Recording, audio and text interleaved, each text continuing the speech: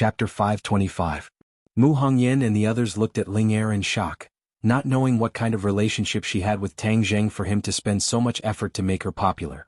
But, just based on her appearance, she definitely had the potential to be a star. Nowadays there were still a few stars that walked the path of a jade girl, but Ling Er did not need any packaging, she was a fairy sister. Ling Er covered her small mouth and looked at Tang Zheng in surprise, saying, "Master, you want me to be a star? Then Ling Er can sing, right?" Obviously she had a soft spot for singing and could not forget it. "Master." When the three heard this name they looked at Tang Zheng strangely. He knew what the other party was thinking, so he awkwardly coughed and said, "Don't think too much, Ling Er is my little sister." Little sister. Lin Hu and Fire Phoenix looked at each other and thought in their hearts. "Master, Ling Er is your servant, how could I have the qualifications to be your little sister?" Ling Er said seriously. When Tang Zheng heard this, he deliberately put on a straight face and said, "Don't talk nonsense, from now on you are my little sister, don't tell me you won't listen to me?" Ling Er shook her head like a rattle drum. "Ling Er does not dare." "Then it's decided, from now on you will have the same surname as me, Ling Er." This name sounds pretty good. Tang Zheng did not give the other party a chance to refuse. Ling Er's eyes lit up, nodding her head like she was pounding garlic and said, "The name Master gave is really good. From now on don't call me Master, call me Big Brother, got it?"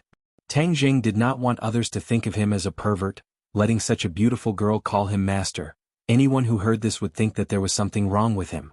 At this moment the other three's expressions were probably the same, but they were definitely worried about his feelings and did not say it out loud. Tang Zheng also had no way to explain. As time passed, they would naturally dispel their wild guesses. "Brother." Ling Er cried out happily. In the future Ling Er will definitely serve Big Brother with all her heart. Hearing the word serve, the three people's expressions became even stranger. They were even more convinced that there was something going on between the two of them. Tang Zheng rolled his eyes helplessly and continued, "Finally, the other direction is medicine." Mu Hongyan recalled the miraculous effects of the life-continuing pill, and her expression became excited. There was no doubt that Tang Zheng had an innate advantage when it came to this industry. Moreover, after this industry became bigger and stronger, it would have a greater influence than other industries because this was a matter of life and death. Therefore, Mu Hongyan was not stingy with her praise. "That's a great idea." Tang Zheng also laughed and said, "However, in this aspect we need a medical professional to be a consultant." Mu Hongyan laughed and said, "Aren't you one? You can be considered a saint of apricot woods. You're much better than many so-called famous doctors." "Ah, you're overpraising me. I can't even be considered half a bucket of water." Tang Zheng knew his own limits. He might be able to find some pill recipes, but these things could not be mass-produced. Just like the life-continuing pill, if it was mass-produced, then it would not be worth much and would cause chaos in society. Moreover, this thing could not be mass-produced. Mu Hongyan looked at him suspiciously. She did not understand why he was so modest. "I found a consultant who is thousands of times better than me. In this world, there is someone who is thousands of times better than you in the field of medicine." Mu Hongyan did not believe it. "The king of medicine." Tang Zheng revealed the answer. Although the king of medicine was his disciple, in his heart, the king of medicine was much better than his master in the field of medicine. He had more right to speak. Mu Hongyan said excitedly, "Senior king of medicine? Would he be willing? I heard that many pharmaceutical companies and large hospitals want to invite the king of medicine, but he rejected them all." Tang Zheng was full of confidence. "You'll know when the time comes, but I'll need you to do the specific preparations." Mu Hongyan was full of confidence. With the support of such a powerful consultant, what reason would there be for failure? "Don't worry, but with such a big mess all of a sudden, your money is only enough for the initial investment. You'll definitely need more money later." "Don't worry, money is not a problem." "Then there's no problem. In addition, since we want to be big and strong, then we can't choose the location of our headquarters in Ordinary Balance." Mu Hongyan said. Ordinary Balance was not even a third-tier city, so it was impossible to choose the location of such a large business empire's headquarters. Tang Zheng thought for a moment and said, "Then where should we go?" "Beijing. It's the economic, political, and cultural center. Only in Beijing can we expand our influence." Tang Zheng nodded his head, "Okay. But Beijing is a mixed bag of crooks and dragons and there are many local tyrants. It's also a place where many powers gather, so the difficulties we'll face will be greater." Mu Hongyan said truthfully, "We're not afraid of difficulties, but we need to have the courage and boldness to face them head-on." Tang Jing said fearlessly as he waved his fist. Mu Hongyan looked at him approvingly. She thought that this boy was maturing little by little. She didn't know how far he could go in the future, but she really looked forward to it. Tang Jing left the office and left Linger behind, because Mu Hongyan had already contacted AI Me to discuss the packaging of Linger. Tang Jing walked alone on the street looking at the bustling crowd. He was very familiar with this city that he had lived in for nearly 20 years, and he also had a lot of feelings for it. Since he wanted to become big and strong, then he couldn't treat this city unfairly. In the future he would definitely prioritize ordinary balance. For example, some of the medical production bases would be placed in ordinary balance. This could also be considered as giving back to the city. Unknowingly he arrived at Pengcheng International School. The school was already on winter break, so the school was empty. Standing at the school gate looking at the silent school, he somewhat missed his high school life. Although he had only been away for half a year, too many things had happened during this time, more than anything he had experienced before. Crazy woman, why are you still bothering us? Didn't we already give you living expenses this month? How much more do you want? A man who is never content is like a snake trying to swallow an elephant. Suddenly an angry shout rang out, interrupting Tang Jing's thoughts. He subconsciously turned his head and saw two young people and an old woman with messy hair standing across the street. The two young people were dressed in bright clothes, while the old woman was clearly wearing old clothes. The contrast between the two sides was very obvious. The two young people were clearly a couple or husband and wife. They were holding hands, while the young woman was arrogantly shouting at the old woman. You only give me 200 yuan a month, how can I live on it? The old woman pitifully said. 200 yuan isn't enough? Then how much more do you want? Don't tell me you want us to give you all of our salary? You are too greedy. Isn't all of this your own fault? Instead of being a good teacher, you framed your students.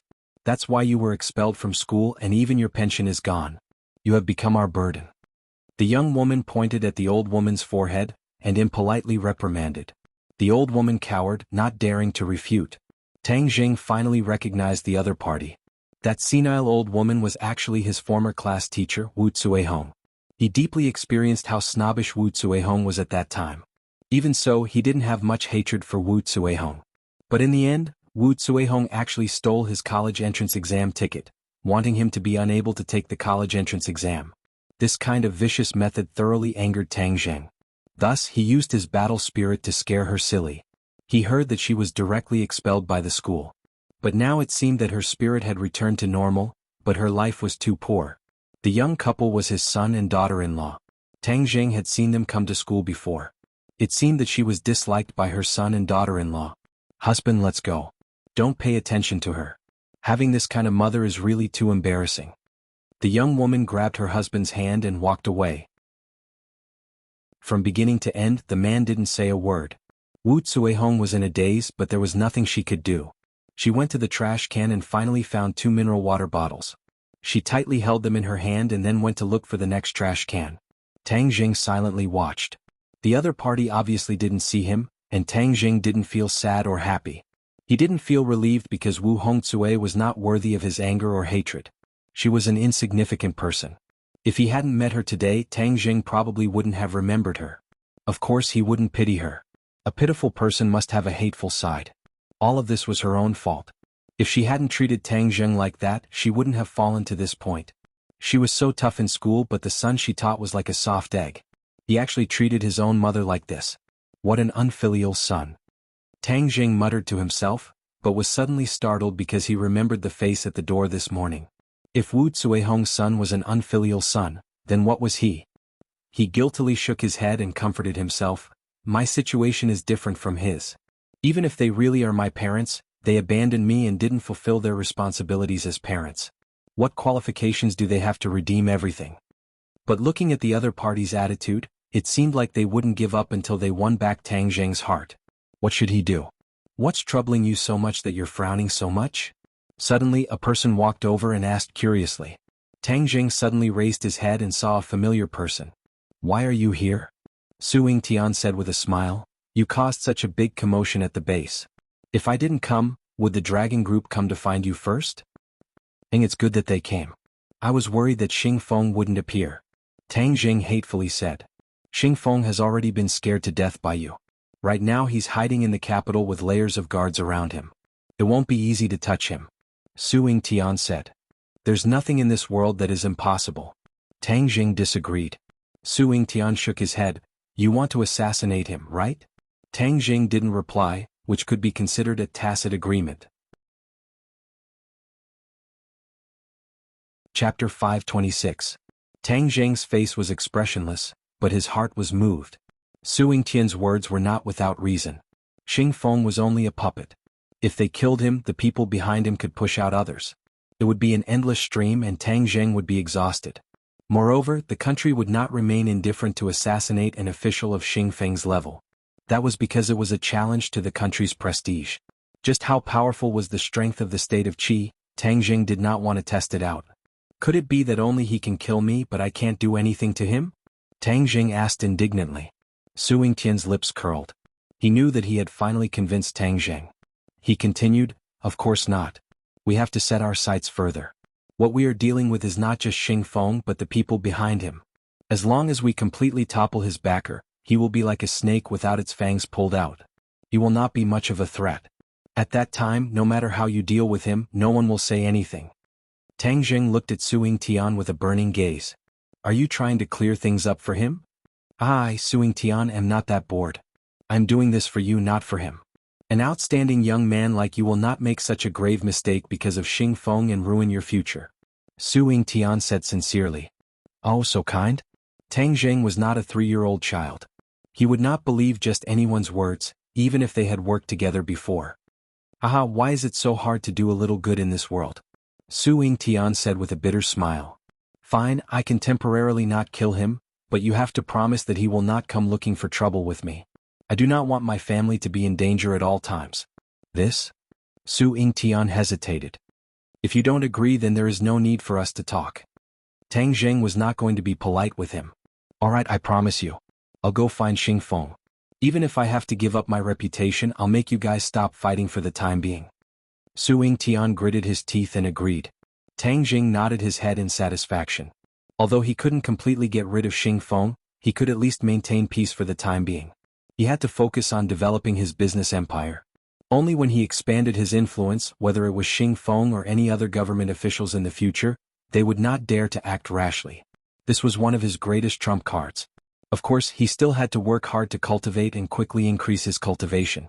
When a person's martial strength reached a certain level, it was enough to make the enemy hesitate. Tang Jing, in truth, if you join the National Security Bureau and obtain an official identity, this is the biggest protective talisman. Whether it is for public or private reasons, there are many benefits. Su Yingtian suggested. Tang Jing refused without hesitation. Thank you for your kindness, but I'm used to being lazy. I don't like it when others control me. Otherwise, it'll be counterproductive. Even if you haven't eaten pork, you've seen a pig run. Tang Jing naturally understood that there were benefits to gaining an official status, but there were more restrictions and restrictions.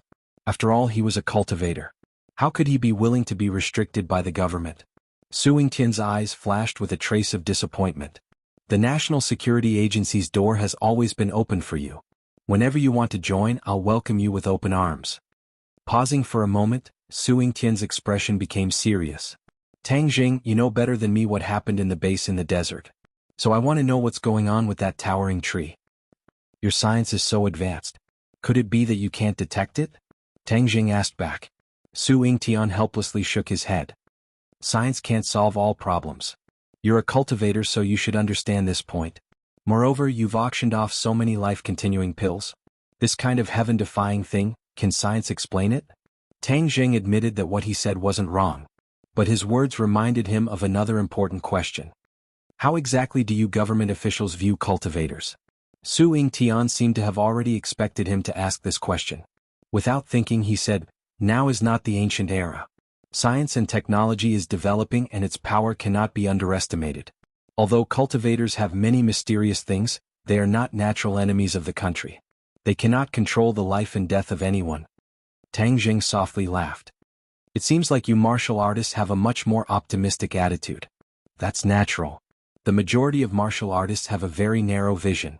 They only look at their own little piece of land and don't think about the big picture. Su Yingtian happily said. Oh, what big picture? The situation of the world. Let me ask you a question first. Why was China the best developed in ancient times? Why was it the center of the world? Why was it the golden age of all countries? Su Yingtian threw out a question that was similar to history. Today's history teachers have also talked about this question many times.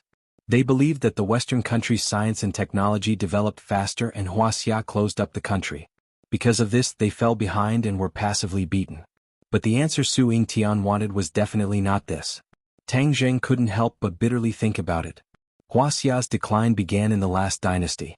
After the cultivators were expelled, Wuxia gradually declined and was even bullied by the Western countries. Suddenly, a light flashed in his mind. His eyes widened in shock as he stared at Su Yingtian.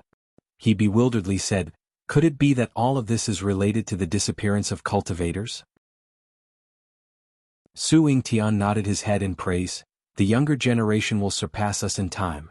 Many people bitterly ponder over this question for several decades before they can understand it, but you can understand it with just a hint. Tang Jing still felt like he was shrouded in fog and said, "But I still don't understand what exactly is going on." It's very simple.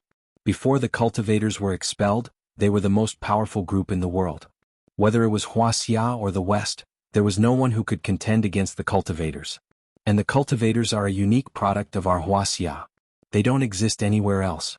In addition, in ancient times, the West was a barren land. Normal people were not willing to set foot in it and their development was very slow. These barren people greatly respected Wuxia, so they sent envoys from thousands of miles away to worship and learn from them. Many of Wuxia's technologies were learned by them. Ever since the disappearance of the cultivators, the Western countries were no longer restrained by the cultivators, so they developed rapidly and uncontrollably. Their science and technology changed with each passing day, which was why the Western powers bullied my Wuxia, causing Wuxia to suffer a history of humiliation that had never happened before. Su Yingtian sighed after he finished speaking, feeling extremely moved. Perhaps New Era never dreamed that the expulsion of the cultivators would leave behind such a huge problem, almost bringing Wuxia into a situation of eternal damnation. When Tang Jing heard this, he was flabbergasted. These words had a huge impact on him. He had always been worried that the cultivators would carry out inhumane revenge when they returned to this world, so he had always been hesitant about whether or not he should let them return to this world. According to Su Yingtian, weren't the cultivators the gospel of this world? With the cultivators, this country could once again soar and stand at the peak of the world? If the cultivators returned to this world, wouldn't it be of great benefit to the country? Tang Jing couldn't help but ask. Logically speaking, that should be the case, but the world is changing. After all, after so many years, we can't figure out what the cultivators have become, so we have to be cautious about this matter. Moreover, the cultivators have already been expelled. How can they return to this world? Didn't the demon god come back from the sky beyond? Tang Jing reminded. Su Yingtian waved his hand. He did not take it to heart and insisted, "That's just an example. It's impossible for cultivators to return on a large scale." Tang Jing understood that the demon god could use the mountain river blood sacrifice array to summon the demon clan back, but the officials did not know about it, and Li Xiaotian did not tell the officials about it. Otherwise, Su Yingtian would not be so confident that the cultivators would not return on a large scale. Tang Jing thought about it but did not tell the other party this news because words were not proof. He could not determine the true attitude of the officials towards the cultivators just based on these words. The officials were very cunning. What if Su Yingtian was just throwing a smoke bomb, and did not have good intentions towards the cultivators? They had to be careful. Actually, the martial artists are very powerful now. If there is a balance between the cultivators, it is actually good for the country. Su Yingtian added. Cultivators and martial artists are like fire and water. I'm afraid there is no chance for them to get along peacefully. Tang Jing said. It's better to have a balance when there is a struggle. Su Yingtian did not care. Tang Jing understood. This was the official's favorite way to balance, letting the two forces fight each other, and he would benefit from it. However, the officials miscalculated one thing: the cultivators were stronger than they thought. Whether it was martial artists or their self-proclaimed powerful technology, they might not be a match for the cultivators. Tang Jing did not need to remind the other party. This would instead make them be on guard against the cultivators. Let's return to the main topic. What is going on with that big tree? Su Yingtian said. It is called the Tree of Life. It is said to be the origin of all living things. It can emit pure spiritual energy, improving the environment and air between heaven and earth. Tang Jing paused for a moment, suddenly having a strange idea. He laughed involuntarily. Maybe the haze that shrouds everywhere will gradually dissipate under the influence of the Tree of Life. Su Yingtian was slightly startled and seriously said, "Does it really have such a miraculous effect? You must have seen the yellow sand under the Tree of Life, there is already green grass growing on it, this cannot be faked." Tang Jing reminded. Su Yingtian sighed emotionally and said, "Let me tell you, these few days the grass is still spreading outwards. According to the experts, it will not be long before the boundless desert becomes a grassland, suitable for humans to live in." Tang Jing cried out in surprise and said, It seems that the effect is better than I expected, so it really is not a lie to say that it will improve the air. Perhaps the Tree of Life will be able to solve the problems of the Environmental Protection Department." Chapter 527. Tang Jing did not care whether the Ministry of Environmental Protection officials were happy or not, but thought of another situation. The Tree of Life improved the air, and the spiritual energy between heaven and earth would become more and more abundant. This way, cultivators would be able to cultivate faster, and this continent would be more suitable for cultivators to cultivate. It was equivalent to preparing the external conditions for cultivators to return. Could it be that this was the will of the heavens, borrowing his hand to create such a good condition for cultivators? Su Yingtian clearly did not think of this point, and continued to ask, "What other magical aspects does the Tree of Life have?" "I don't know, you will have to find out for yourselves." Tang Jing spread out his hands and said helplessly. At that time, there were two other people that appeared in the base. One of them was your old acquaintance, Marshall, while the other person's identity was mysterious. I was actually unable to find out anything about her. I heard that they also came to Jianghu City. Do you know who they are? Su Yingtian could not help but ask Lan Yu, whom he had only met once, as if it was still fresh in his memory. "I don't know." Tang Jing replied expressionlessly. Su Yingtian looked at him deeply but did not delve deeper, only reminding him, "This woman is not simple, we are unable to determine how high her cultivation is, but I can tell you one thing, when you were trapped in the cave, she once broke into the base and started a massacre. Moreover, she was aiming for you. I only found out about this later." Tang Jing's heart moved, she actually broke into the base for him, and even started a massacre. This was something he did not expect. One of the dragon group's mecha was destroyed by her hands. If you meet her, do not lower your guard. Su Yingtian warned. Tang Jing's head thumped, the opponent's strength was too strong, Tang Jing had to use a Herculean effort, and even had to use the four symbols venerable to defeat the mecha, but the opponent was able to do this alone. It was not easy. Then she was determined to improve her relationship with Tang Jing. What could he do? Could he forcefully drive her away? The opponent was so powerful he might not be able to do this. I wonder where she went. He subconsciously started to think, but he did not think that Lan Yu would have gone to find her grandfather directly. Lan Yu personally visited the recycle bin. When she stood in front of the mountain of junk, she couldn't help but frown. She was a bit of a clean freak. If it were in the past, she would never have come here. But now she had no choice but to come. Besides, she also wanted to see the old man who had painstakingly raised Tang Jing. She held her breath and walked into the yard of the recycling station. It had been expanded a lot. This was the result of the hard work of Tang Dahai and a group of old fellows in the past 6 months. Their recycle bin was doing very well.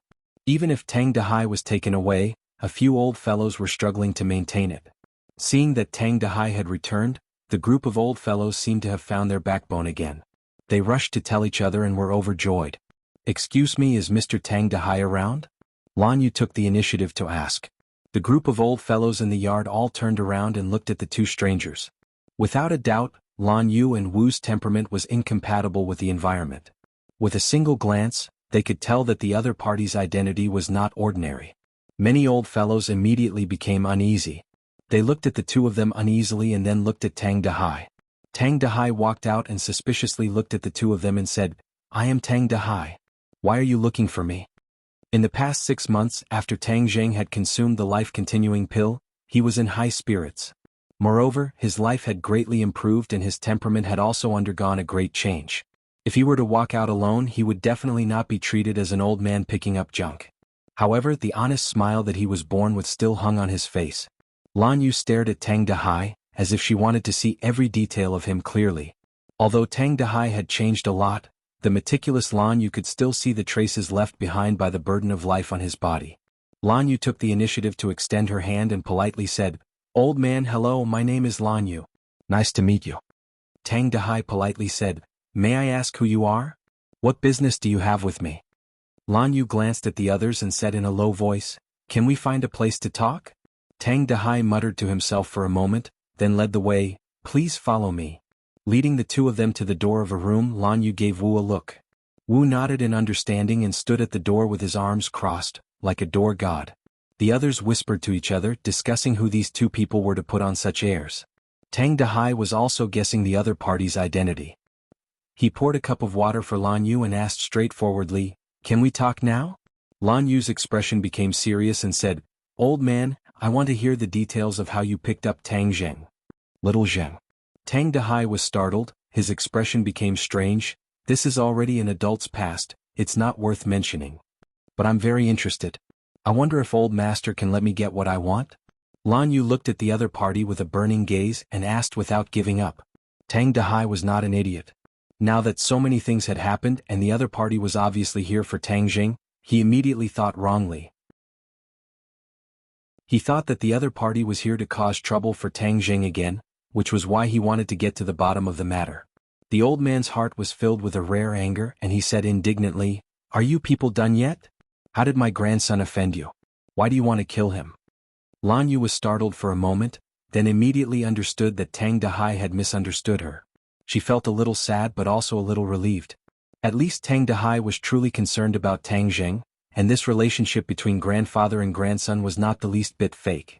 Lan Yu was not angry but instead gently explained, Old man, you misunderstood, I am not here to deal with Tang Zheng, I have no ill intentions towards you. You still want to lie to me. Seeing that you are so beautiful, why do you like to lie so much? Let me tell you, you can't lie, you will suffer the consequences of your own actions in the future. Tang Dahai sincerely taught. Old master, I am telling the truth. I have no ill intentions towards Tang Zheng, and will protect him at all costs. Lan Yu said with certainty.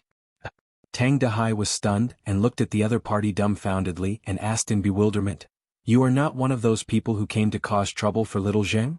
Lan Yu shook her head, Of course not. Then who are you? Lan Yu hesitated for a moment and said, I am his biological mother. Tang Dahai cried out in alarm and jumped up from his chair. He stared at Lan Yu in disbelief and stammered, You. For a long time he was unable to say a word. In fact, he had fantasized that Tang Zheng's family would come to find him, but after waiting for nearly 20 years, not a single person came to find Tang Zheng. In the end, he no longer held any hope, and guessed that maybe when the other party abandoned Tang Zheng, they never thought that they would come to find him again. But at this moment, a living person stood in front of him, and said that she was Tang Zheng's biological mother. How could he not be surprised? Outside the house, a group of old fellows heard Tang Dahai scream, and looked at each other at the same time, thinking that maybe the woman wanted to harm the old fellow. The group of people became excited and shouted as they rushed forward, You are not allowed to hurt old Tang or else we old fellows will fight it out with you. Wu stood at the door and with one man guarding the pass, 10,000 people could not get through. Who could break through, but she did not make a move on these people, and only used a gentle force to shake them all away. Hearing the shouting outside the door, Tang Dahai hurriedly said that he was fine, and told everyone to disperse and not to worry about him. Only then did the group of old fellows give up. Tang Dahai finally calmed down, and his eyes became very complicated. He bitterly asked, Why is it that after so many years, all of you did not ask about little Zheng, and only came to find him now? Do you know how much he wanted you to come find him when he was young so that he could have a father and mother and a complete family? Hearing this, Lan Yu's brows revealed a pained expression and said, I always thought that he was no longer in this world, but the heavens pitied him, and let him meet a kind person like you. No longer in this world? If I hadn't accidentally picked him up back then, I'm afraid that he really wouldn't be in this world anymore. Tang Dahai said snappily. Yes, this is all my fault. Back then I didn't protect him well and was a villain who harmed him. This is all because I didn't fulfill my responsibility as a mother. Old master, no matter if you scold me or hit me, I won't have a single word of complaint, because I brought this upon myself. Lan Yu was dejected and said with tears in her eyes, Someone wants to harm him? But he's still a baby. Who could be so heartless? Tang Dahai would not hit or scold her, but he was shocked by this news. Lan Yu shook her head. It's hard to explain what happened back then. The child was stolen from me. At that time I had just given birth to him and my body was weak, so I didn't have the strength to protect him. That's why the villain took advantage of this opportunity, Too vicious to actually make a move on a baby. If I were to meet him, I would risk my old bones to get an explanation for little Zheng. Tang Dehai was so angry that his face turned red, and he said indignantly. Seeing him reveal his sincere feelings, Lan Yu said from the bottom of her heart. He is more fortunate to have a grandfather like you than a mother like me. You are more competent than me. No wonder his feelings for you are so deep, and he isn't even willing to say a word to me, let alone forgive me. Hearing this, Tang Dehai's heart thumped and he nervously asked, You've seen little Zheng? Lan Yu dejectedly nodded her head, but he doesn't want to see me at all. This mother of mine is really the world's biggest failure of a mother. Hearing this, Tang Dehai suddenly felt a little frightened. His grandson was his only support, and had been his spiritual support for all these years. Now that his family had found him, his grandson was no longer his, but someone else's. Chapter 528. Lan Yu's eyes were sharp and her hands were quick. She immediately supported him and called out, Old master, what happened to you? Tang Dehai was hit by this sudden turn of events. He fainted and lost consciousness. Unable to wake him up, Lan Yu was deeply afraid that he would have an accident. Then she really didn't want to recognize Tang Zheng, so she hurriedly picked up the old man and rushed out. Let's go to the hospital. When the other old fellows saw this, they turned pale with fright. What did you do to old Tang? If you dare to hurt him, his grandson little Zheng will not let you off. Wu was also stunned for a moment. He thought to himself, could it be that mistress had injured him? She didn't have time to think about it carefully. Seeing that her mistress had already rushed out of the courtyard, she quickly chased after her. Tang Zheng and Su Yingtian parted ways. Su Yingtian returned to Beijing with the information he needed. He also wanted to fulfill the promise he made to Tang Zheng and get Xingfeng to stop fighting for the time being. Tang Zheng had just walked to the entrance of the neighborhood when he saw an old man rushing over. He recognized that this man was one of his grandfather's old friends. Little Zheng, something big happened to your grandfather and he was sent to the hospital. The old man's face was red as he said breathlessly. Tang Zheng's expression suddenly changed and he hurriedly asked, What happened to my grandfather? 2 women came to look for him today. I don't know what happened in the room. Your grandfather was carried out and unconscious. The others have already chased him to the hospital. I specially came to inform you. 2 women? Tang Zheng's eyes flashed, he guessed that it must be that woman and Wu. Speaking of which, he still did not know what that woman's name was. However, at this moment he did not have a good impression of these 2 people, only a burning anger. They actually went crazy and attacked his grandfather, that was absolutely unforgivable. He immediately hailed a taxi and sped to the hospital. At the entrance of the hospital, he immediately saw Wu.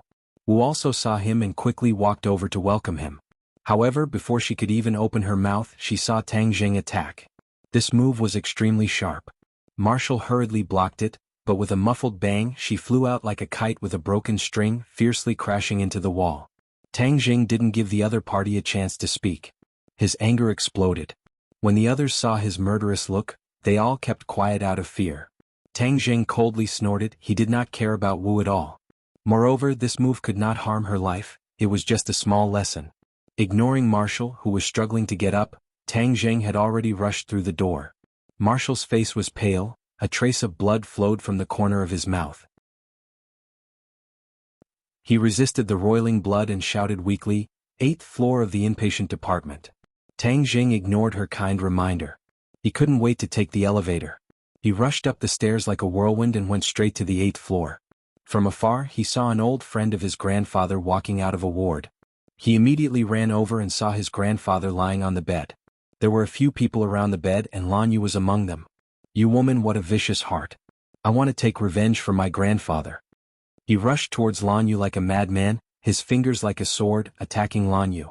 Lan Yu raised her head to look at him, her face revealing a pleasantly surprised expression. When she saw him crazily attacking her, she did not dodge, nor did she counterattack. She allowed this fierce attack to hit her body. She took a small step back, but the corner of her mouth carried a gentle smile as she looked kindly at Tang Zheng. Tang Zheng's originally prepared continuous attacks came to an abrupt end. He did not expect that the other party would not resist at all. From beginning to end he had a kind smile on his face. This smile seemed to have a magical power, causing his following moves to instantly collapse and be unable to be used. Why didn't you fight back? Could it be that you know you're in the wrong? Lan Yu gently said, I won't do anything to my own child. This is a mother's instinct. But you hurt my grandfather. This is unforgivable. Tang Zheng's killing intent soared. He was about to make a move when he heard two voices shout in unison, "Stop!" Wu stood at the door panicking. He leaped in front of his master's wife to protect her. He flew into a rage. "Tang Zheng, you sure have guts. You dare to make a move on your master's wife. Little Zheng, you absolutely can't. This is disgraceful." Tang Dahai, who was lying on the bed, had already woken up. Seeing this scene, he bitterly cried out.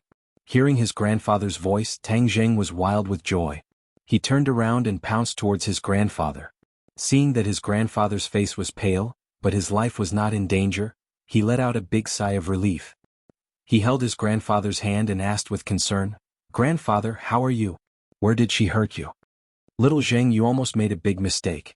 How could you make a move on her?" Tang Dahai anxiously said. "She hurt grandfather. Of course I have to make a move." Tang Jing said without thinking. "Who said she hurt me? I just fainted. It's not her fault. You misunderstood her." Tang Dahai explained. "Misunderstanding?" Tang Zheng was stunned. He had a strong first impression and actually wronged the other party. He turned his head to look at Lan Yu and Wu. Lan Yu still had a smile on his face without the slightest bit of resentment. However, Wu was indignant as he fiercely glared at Tang Zheng. Since it was a misunderstanding, why didn't she dodge? "Little Zheng, this lady might be your family. How could you make a move on her?" Lan Yu heard this and generously waved his hand and said, "It doesn't matter. If he hits me, I will willingly accept it." "Master's wife, you." Wu Zheng wanted to refute but was stopped by Lan Yu, causing Wu to stare at Tang Zheng with dissatisfaction. "Old friends, you guys go back first. This is a small matter of our family. I've troubled everyone." Tang Dahai persuaded the others to leave and the ward quieted down. "Little Zheng, I have something to say to you. Didn't you always want to have a father and mother when you were young? Now that your family has found you, you've gotten what you wanted." Tang Dahai squeezed out a smile, but it had a bitter taste. "My family only has you, grandfather. You were the one who raised me. It has nothing to do with anyone else." Tang Jing immediately retorted. Tang Dahai's face darkened and said, "Nonsense. How did I teach you since you were young? In life one must first be filial. No matter how great a person's achievements are, if they do not know filial piety, then they are not considered a person. Your life was given to you by your parents, so you must be filial to your parents. But they have already abandoned me. The only reason I didn't die was because I met grandfather, so my life was already returned to them when they abandoned me." Tang Jing said resolutely and decisively. Tang Dahai flew into a rage. He blew at his beard and stared, berating, "Outrageous. If they did not give you life, would you have met me? Would you have been able to see this wonderful world? So, in the end, you have to thank your parents for giving birth to you. I only have the grace of raising you." Tang Dahai previously fainted because he could not accept the fact that Tang Zheng was leaving him. Because Tang Zheng was his motivation to live on. But now that he had recovered, although he still could not bear to part with Tang Zheng, the principle of right and wrong in his bones prevented him from doing anything that went against the principle of righteousness. What was righteousness? The grace of his parents was a great grace. This was his righteousness. No matter what, he would not go against it. He also did not want Tang Zheng to go against it and bear the infamy of being a traitor. This was Tang Dahai's most simple way of thinking. As a grandfather, he had the most sincere feelings for his grandson. Even if he felt wronged in his heart, he still had to protect his grandson. "In my heart, grandfather's grace of raising me is greater than the grace of giving birth to me." Tang Zheng straightened his neck and said unyieldingly, "Nonsense, you want to anger me to death?" Tang Dahai raised his hand and wanted to slap him, but he could not. He could not bear to. Looking at his grandfather's angry and sad appearance, Tang Zheng was in so much pain that he wished he was dead. Lan Yu was previously worried that the old man would make things difficult for her, but now she realized that she was really measuring the heart of a gentleman with the yardstick of a villain. Although the old man did not read many books and did not have much experience, he was more righteous than many of the so-called dignified gentlemen. He had a simple and kind heart.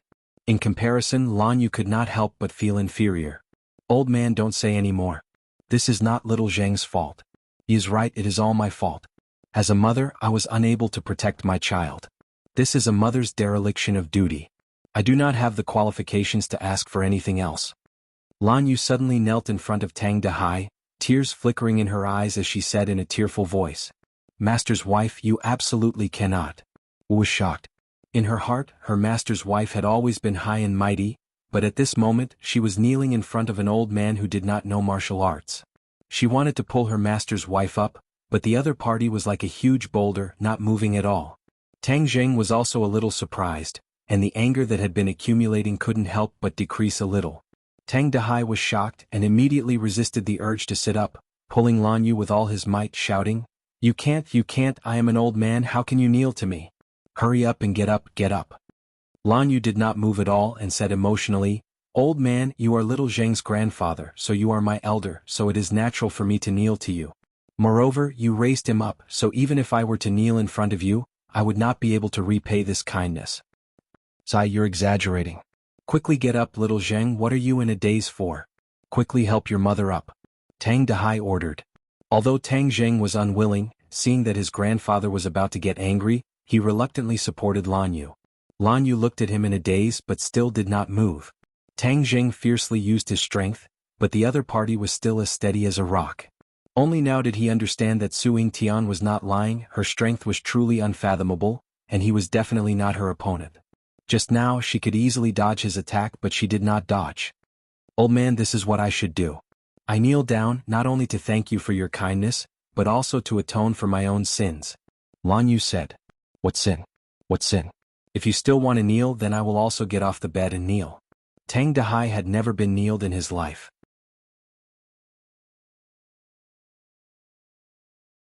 Chapter 529. Tang Dahai did not like others kneeling to him, nor was he willing to kneel to others. Moreover, how could he, who was simple in his bones, accept such a big gift?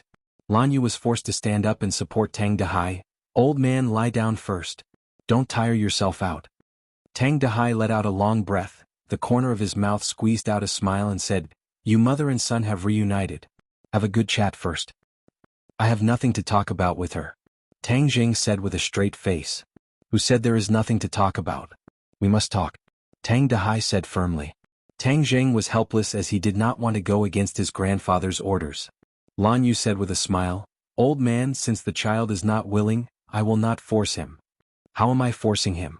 This child is usually very obedient, but at critical times he likes to be stubborn with a bull's temper. This is all because I did not teach him well. Tang Dahai said with a calm face. Old man, you are modest. It is because you taught him well that he has today's achievements.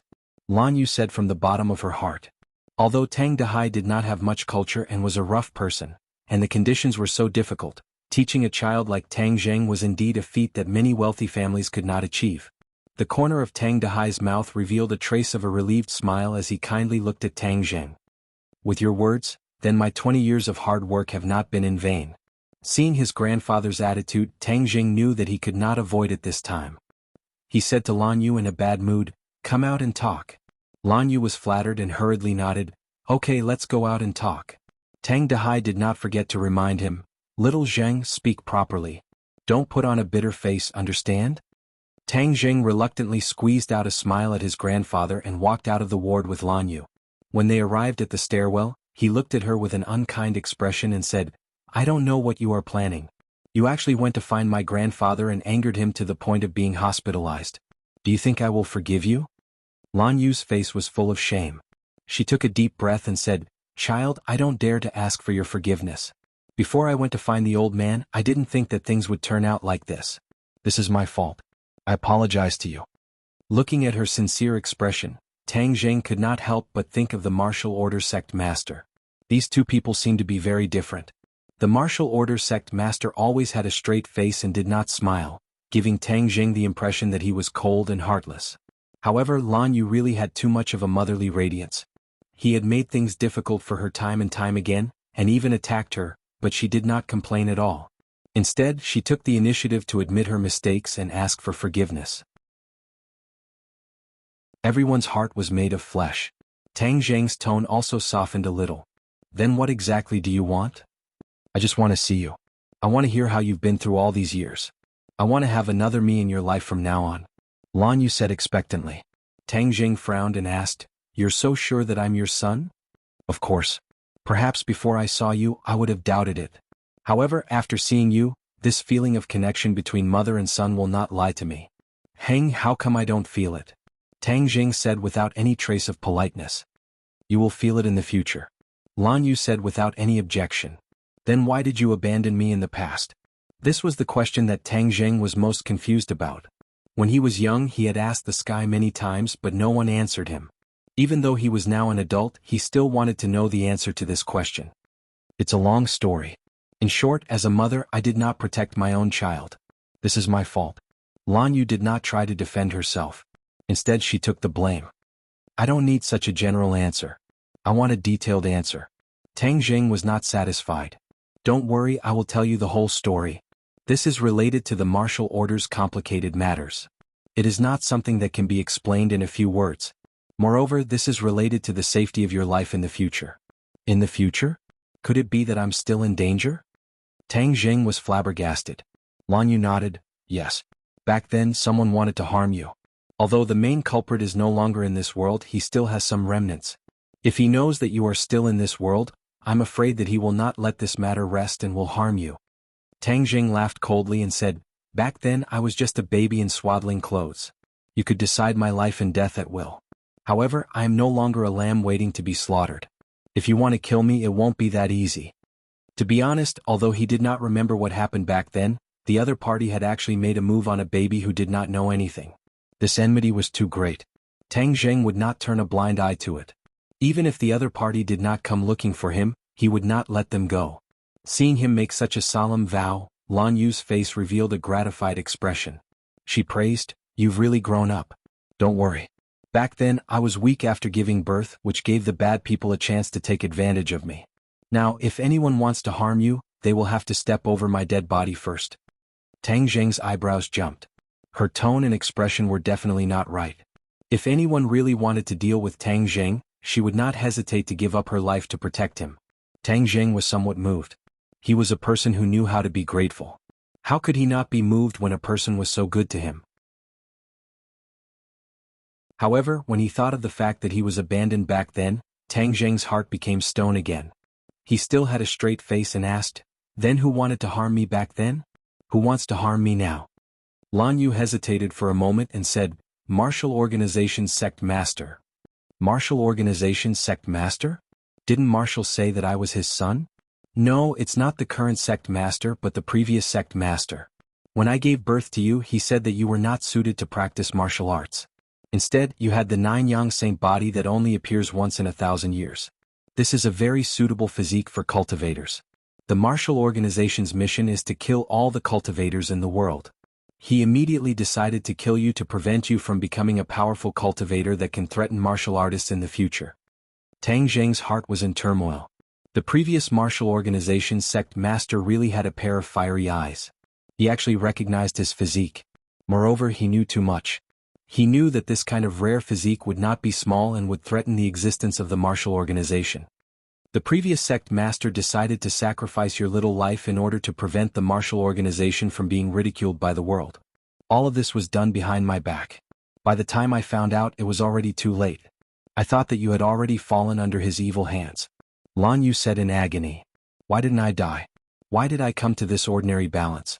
Lan Yu shook her head. I don't know either. I'm afraid that only one person knows the answer. Your birth father, my husband, the current martial organization sect master. Him. Tang Zheng could not help but recall that stern face. From his eyes he could see the kindness of a father. On the contrary, it was the decisiveness of a superior. Why is he the only one who knows? Because of the jade pendant on your body. That jade pendant is the keepsake of the successor of the martial organization sect master. Back then your father was the successor of the martial organization sect master. This jade pendant was always with him. Later on it appeared on your body. Therefore only he knows what happened back then. Lan Yu also wanted to know the answer. She could not wait to fly back and ask her husband clearly. Then where did the previous sect master go? Towards this enemy Tang Zheng could not ignore it. He's already dead. He got lucky. Since he's dead, why do you say that I'm still in danger? Although he's dead, his influence still exists. Although the martial sect has a new sect master, many old people are still thinking about the old sect master. If they knew that you weren't dead, these old people would definitely not let this matter rest. Tang Zheng frowned and said, that's not right. Since that's the case, Then why is this sect master still thinking about it and asking Wu to do everything he can to get me to go to the martial sect? Isn't this throwing himself into a trap? This? I know that too. Lan Yu shook her head. Tang Jing rolled his eyes, and with a flash of inspiration he said, could it be that he wants to kill me like the previous sect master? But in the next moment he rejected this thought. If the other party really wanted to make a move on him, then he wouldn't have sacrificed his martial arts to save his life in the 10,000 huge mountains. No, he's your father after all. How could he do anything to you? As expected, Lan Yu immediately retorted. Tang Jing was unable to calm down after all. He asked snappily, back then your body was weak and you couldn't protect me. Could it be that his body is also weak? No, you don't know how powerful the old sect master is. No one is his match. In the martial sect, his words carry weight. Even the successor doesn't dare to go against him. Humph, could it be that if the other party wanted to kill his son, he would turn a blind eye to it? Tang Jing asked disdainfully. Lan Yu was speechless. Although Tang Jing was furious, his interest was also piqued. Back then, this matter was undoubtedly a secret of the martial sect, and no one else would know about it. Since he was involved, then he had to get to the bottom of it. No matter what happened back then, in short, this was too cruel to an infant child. Today you guys are spouting nonsense, so don't think that I can easily forgive you guys. Furthermore, my surname is Tang now, not any other surname. Tang Jing said resolutely. Right, what is the current martial sect master called? He was an orphan adopted by the old sect master. He followed the old sect master's surname Wu and was named Jun Shan. However, very few people know this name. Lan Yu said. Wu Jun Shan. Tang Jing muttered and said happily, fortunately I didn't stay in the martial sect. Otherwise using this surname would be a lifetime of shame. Seeing him so resolute, Lan Yu didn't correct him. Perhaps, in her heart, she also had a natural resistance to this surname. Child, it's impossible for your identity to be hidden from too many people. As long as they know about this matter, they definitely won't let it go. So, from now on, you have to stay by my side so that I can protect you, Lan Yu warned. I don't need your protection. Tang Jing flatly refused. Lan Yu stubbornly said, I know you are angry at me and I also know that you are very powerful. However, the enemy cannot be underestimated. When they join forces, the explosive power will put you in danger. I have the responsibility and the obligation to protect you. Just treat this as making up for my mistake back then. Tang Jing didn't appreciate her kindness and coldly said, there is no need. Counter soldiers with arms, water with an earth weir. I have been like this for so many years and I will be like this in the future.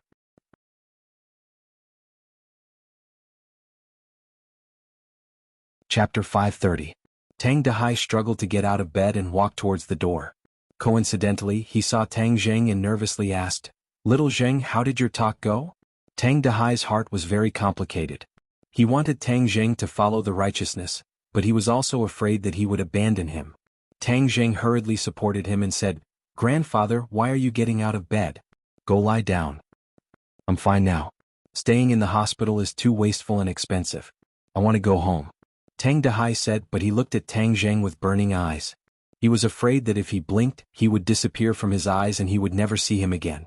Seeing that his grandfather was indeed fine, he did not want to stay in the hospital during the new year. He nodded his head in agreement. Did you have a good talk? The old man was still concerned about this issue. We casually talked for a bit. Let's go home first. You're not going with her? Tang Dehai nervously asked. Tang Zheng was startled. He saw the panic in the depths of his grandfather's eyes and said, Why should I go with her? The old man let out a sigh of relief. His eyes revealed a gratified look. After all, the grandson that he brought up was a filial person. He would not abandon this lonely old man. As if relieved of a burden, the sympathy in his heart overflowed. He advised, She is your mother. You have to treat her better. Grandfather, don't worry about these things. I'll go pay first and then go home. Lan Yu walked to the door and said, The money has been paid. Tang Zheng looked at her and did not say anything. He silently helped his grandfather out. At the door, Tang Dehai stopped and said, You came all the way to Ordinary Balance. You don't have a place to stay. Come to our house. Lan Yu's eyes flashed with excitement. If she could spend time with Tang Zheng, it would definitely be beneficial to improve their relationship. But when she saw Tang Zheng frown, she immediately suppressed this idea. If she went to Tang Zheng's house, he would definitely be unhappy. This would be counterproductive. Lan Yu smiled faintly and said, Thank you, old master. Rest well today. I will personally pay you a visit tomorrow. That's fine too. Outsiders are guests. If there's anything you need, please let us know. We'll definitely do our best as hosts. Tang Dehai said enthusiastically. Looking at the two of them walking into the elevator at the entrance of the corridor, Wu frowned and asked, Master's wife, how was your discussion? Although it wasn't very pleasant, this is also a beginning. I have the confidence to make him accept me as his mother again. Lan Yu's face was suffused with a motherly radiance as she said confidently. Wu was a little dazed as he watched. He hesitated and asked, Then should we tell Master about this? Lan Yu's face darkened and said, Absolutely not. If some people in the martial sect know of little Zheng's existence, then they will definitely not hesitate to assassinate little Zheng. Wu, you must remember this, do you understand? Wu's heart trembled as he nodded and said, Don't worry, mistress. I will definitely keep my mouth shut. You can't even tell your master. Yesterday he contacted me and asked me where I went. I only said that I was going on a sightseeing tour to relieve my boredom. Don't let it slip out of your mouth, Lan Yu warned. Is there a need to hide it from master? Wu was very conflicted. Ever since she was young, she had been taught to follow her master's orders and not hide anything from him. But now, master's wife wanted her to break the rules, which made him unable to accept it. Lan Yu stared straight at Wu and said seriously, Wu, let me tell you, this matter is of great importance. Other than the two of us, even your master must be hidden from us. What? He's Tang Zheng's father? Lan Yu did not explain but coldly snorted in her heart. She thought to herself, Xiao Zheng's disappearance all those years ago was related to him. Although she believed that her husband was a person who did not eat his own child, she still had a grudge in her heart. After that incident, a huge crack appeared in the relationship between the husband and wife. They were separated on the surface and had already lived separately. She took care of her own flowers and plants every day without any distractions. She did not care about what her husband was doing and would only occasionally say a few words. This was because she had always blamed her husband for not taking good care of the child. She had even thought that her husband was involved in this dirty matter. In order to smoothly inherit the position of sect master, he compromised with the old sect master and used his own child's life to protect the position of sect master. But no matter what the situation was, it was not easy to completely dispel her doubts. Seeing that his mistress did not reply, Wu was incomparably conflicted. In the end, he comforted himself that his mistress would not harm his master, so he was forced to agree. Li Palace. Li Xiaotian stared blankly at the information in his heart. He could not believe it and muttered to himself, how could he not die? That cave is unfathomably deep, it's impossible for him to survive. What is the background of that towering tree? Why is it that every time Tang Zheng sets foot in a place, such mysterious and unfathomable things will happen? Tang Zheng escaped from death, so it won't be easy to kill him again. Suddenly she said curiously, Strange, why did Wu also run to the ordinary balance and even run towards Tang Zheng? What's strange is that he actually went with sect master's wife Lan Yu. It is said that Lan Yu has been in the martial sect for decades, never leaving the martial sect. This time the sun must have risen from the west. She actually left the martial sect for Tang Zheng. What is she doing? Even though Li Xiaotian was meticulous and cunning, he still could not guess the reason. Disciple, what's making you so worried? Suddenly, a slightly old voice sounded from behind her. Li Xiaotian's entire body was startled as if he had a spring. He immediately shot up from the chair, turned around to look at the person who came and respectfully bowed. Palace Master, you've come out of seclusion? Yes, this time seclusion was very fruitful. What made you so worried? This kind of situation is rare. An old woman walked in from outside the door. She did not have a fierce aura, just like an old woman from the countryside. Her silver hair was coiled on top of her head, and she supported herself with a walking stick. She staggered over and sat on the chair. This was the famous palace lord of the Li Palace. In a different environment, if others saw her, they would definitely not associate her with the palace lord of the Li Palace because she was too ordinary. Ordinary to the point that she could be submerged in a crowd, unable to stir up a single bubble. When the fearless Li Xiaotian faced this seemingly ordinary Li Palace master, he changed from his usual arrogance, and was as obedient as a little tabby cat. Reporting to Palace Master, this time I encountered a difficult problem. I originally thought that as a person I would have no chance of surviving, but he miraculously survived. Li Xiaotian said in a deep voice. Oh, who has such great ability? Tang Zheng. I remember you mentioning him before. Yes, he is a cultivator and an extremely powerful one with great potential. Thus, I decided to eliminate him. Then it seems that you consider him a threat? Yes, an enormous threat. Li Xiaotian nodded. The palace master's old eyes slightly narrowed and said, "For you to be so afraid, he is indeed not an ordinary person. Yes, even the martial organization's sect master's wife, Lan Yu, has gone to find him." Lan Yu? The palace master's hand holding the walking stick tightened involuntarily. She raised the corner of her eyes, and there seemed to be a flash of light in her dim eyes. Yes, this is the information I just received. It is said that Lan Yu, for the sake of Tang Zheng, went on a killing spree and caused a ruckus in the Dragon Group's base. At that time, if I had left a bit later, perhaps I would have met her. Li Xiaotian said. Lan Yu has not left the martial organization for dozens of years, but she actually made an exception for one person. Interesting. Pass down the order. We must investigate the ins and outs of this matter. Lan Yu, this woman, cannot be underestimated, and we must avoid alerting the enemy. I want to know what medicine she is selling in her gourd. Yes. In addition, I will be leaving for a few days. During this time, you will continue to take care of the daily affairs of the Li Palace in my place. The palace master warned. Li Xiaotian asked doubtfully, "Palace master, why are you leaving the palace this time? Can this disciple go with you?" The palace master casually glanced at her, and Li Xiaotian felt as if she had fallen into an ice cave. It was as if 10,000 swords were hanging over her head, and could fall at any time and pierce her full of holes. She was in fear and trepidation and hurriedly said, "This disciple is concerned about the palace master, and has no other intentions. Just do your job well. Don't ask what you shouldn't ask." The palace master said coldly. Although she still seemed old and senile, and did not even have the slightest trace of a king's aura, Li Xiaotian felt fear from the bottom of her heart. This was because she was too clear about the palace master's temperament and powerful strength. She could not even think of resisting. Yes, this disciple will remember. The palace master stood up, supported herself with her walking stick and hobbled out. Watching the palace master walk away, the chill on Li Xiaotian's body gradually dissipated. She straightened her body and returned to being the cold and black-bellied holy maiden of the Li Palace. Every year at this time, Master leaves the palace alone.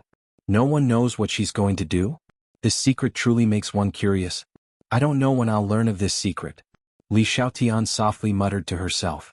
The palace master left the Li Palace and walked on the mountain road. The rugged mountain road was like flat ground under her feet. With a casual tap of her walking stick, she traversed several meters, leaving behind only a shadow on the mountain road, and then floated down the mountain. 3 days later, she arrived at a mountain stream. A clear spring flowed down from the top of the mountain, forming a small lake. The lake water was clear like a dark green gem. It adorned the mountains and added a quiet and secluded feeling, causing one to be intoxicated by the beautiful scenery of the lake and mountains.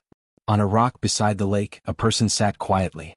He wore a bamboo hat and a straw raincoat on his back. He was like a statue, motionless. His hand held a fishing rod and a thin fishing line sank into the lake. However, there were no fish floating on the surface of the lake. It was unknown how he determined whether or not a fish had taken the bait. The Li Palace master walked straight to the fisherman and stopped behind him. However, the fisherman remained motionless as if he did not hear her footsteps. He stared intently at the lake.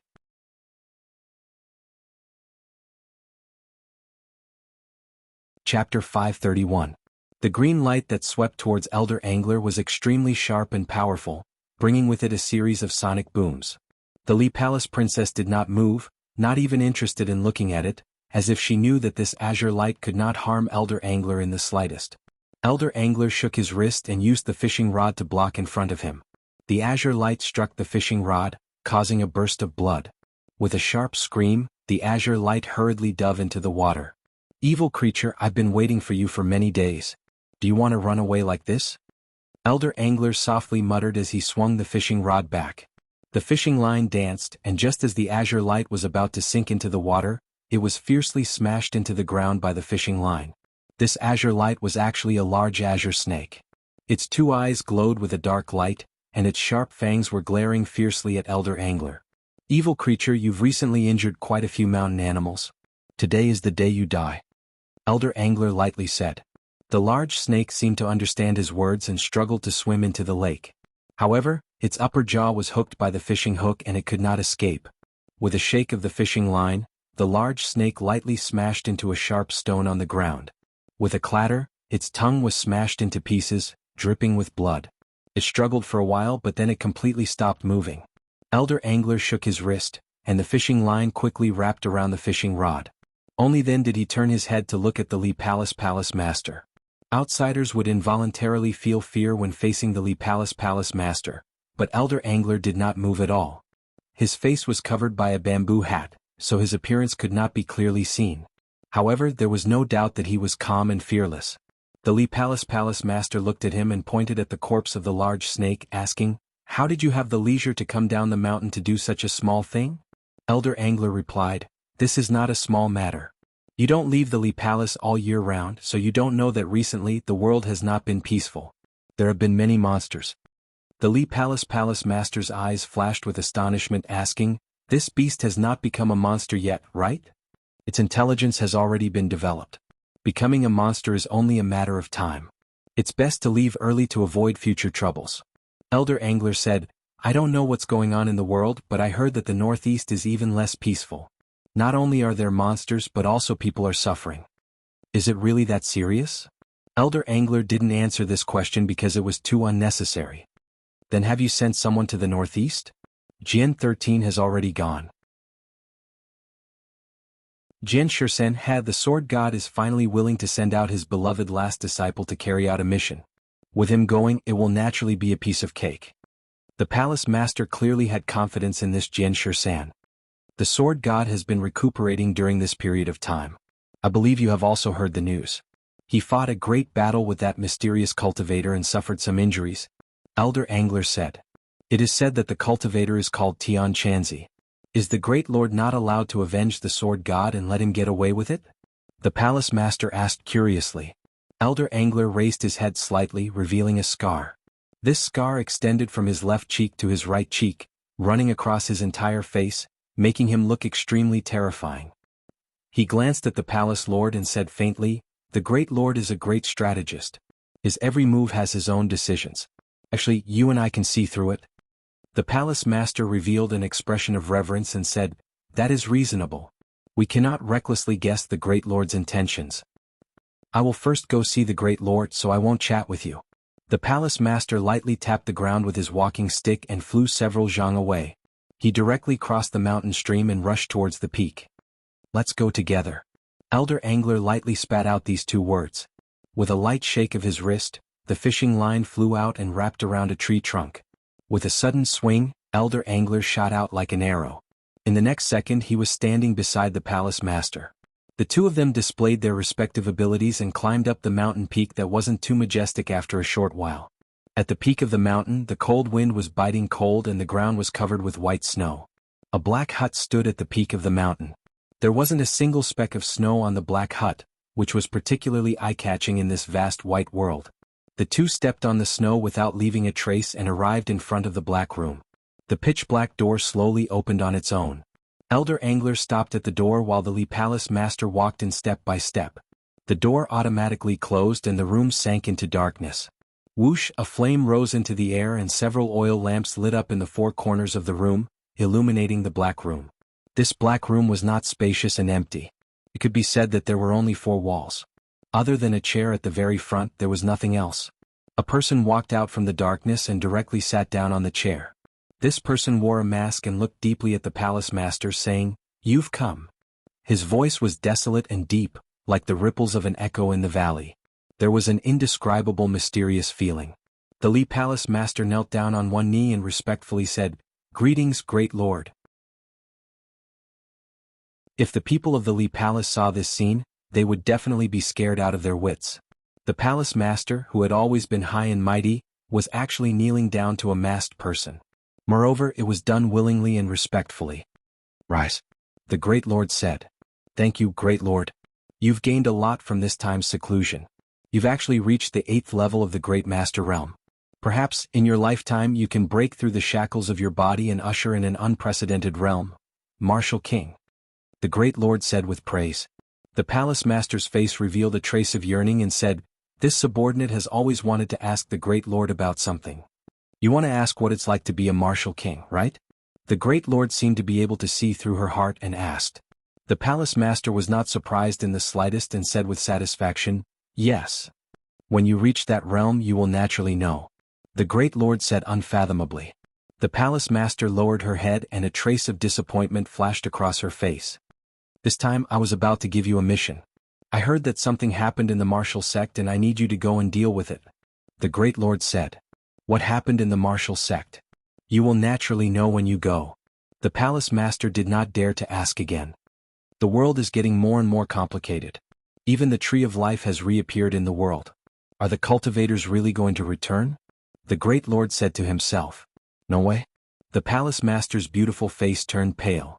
The cultivators have been expelled. How can they return? Nothing is absolute. In the past, the cultivators could only be expelled because of the favorable conditions. Now the world has changed. It's no longer the same as before. The great lord sighed. Is the great lord worried about Tian Chanzi and the 100 Faces Star Lord? The palace master asked. Tian Chanzi is not a threat. It's just a small matter. The 100 Faces Star Lord should be wary. After all, he is a figure from the Great Desolation era. As the saying goes, old people become shrewd. Don't be fooled by his childlike appearance, his threat is incomparable. The great lord said. The palace master said in a deep voice, this subordinate's disciple has seen this person before. This person is temperamental and is indeed a troublesome guy. Not only is he troublesome, but he is also very smart. He did not rely on his powerful cultivation to rush out of the 10,000 mountains. Instead, he quietly lurked in the 10,000 mountains. Even I have no way of knowing what he is doing. This kind of person is indeed a formidable opponent. At first, I thought he would rush out and was prepared to deal with him. However, all of my plans fell through. The great lord said regretfully, "Do you want this subordinate to lure him out?" The palace master volunteered. Hee, your little bit of skill cannot withstand a single blow from him. Why send yourself to your death? The great lord chuckled. The palace master did not feel indignant because of this sentence. Instead, he said guiltily, "This subordinate is useless. My strength is not enough." "I don't blame you. Perhaps this is just my groundless fears." Back then, the martial sect leader had already eliminated the infant. Who else has the ability to let all the cultivators of the sky beyond heaven return? The great lord said suspiciously. The palace master's heart thumped. He could not help but remember the crisis a few decades ago. The martial sect's disciple gave birth to an infant. It was actually the rarely seen nine-yang saint body. From ancient times until now, the nine-yang saint body was a cultivation genius. A person with this kind of physique would undoubtedly become a powerful cultivator in the future. Many mysterious and powerful cultivators were not very worried about the return of cultivators because they were confident that no one could do it. However, they never would have thought that after the cultivators were expelled, there would still be someone with the nine-yang saint body in this world. This really made these powerful cultivators flabbergasted. Fortunately, this infant was known by the cultivators from the moment it was born. This was a fortune in the midst of misfortune. It allowed them to strangle this dangerous factor in the cradle. As a result, they did just that. They painfully made a move on an infant. Of course, the number of people in this world who knew of this matter could be counted on one hand. The palace master thought that the great lord was worrying too much. The infant was already dead. The crisis had already been resolved. "Great lord, when will you meet Wu Junshan? The Li Palace and the martial sect were originally your chess pieces. To not let Wu Junshan know of this secret, martial arts has always been outside. It is not beneficial for us to do anything. Soon. Don't look at how Wu Junshan is younger than you. He is more shrewd than you. If I don't see through him, I will not easily show myself. These past few years I have been observing him. Those old people by his side have also been observing his every word and action. However, these past few years he has not made any mistakes. Then isn't he worthy of our trust?" The great lord chuckled and said, "Actually, this time I asked you to go to the martial sect for this matter. The martial sect has sent back news that there seems to be a problem within the martial sect. It seems to be related to this sect master. I want you to go and investigate and remove any hidden dangers." The great lord ordered. This subordinate understands. Whether or not Wu Junshan can enter the great lord's eyes will depend on this. His opportunity is right in front of him. It all depends on what he chooses. The palace master said, "I hope he does not make the wrong choice. Otherwise he will be consigned to eternal damnation." The Great Lord chuckled and declined to comment. The Li Palace Master said his goodbyes and left the black room. The door closed once again. Elder Angler was still standing at the door. He glanced at her and said, "You're leaving just like that? I'm not as idle as you. I have a life of hard work." The Palace Master made a rare joke.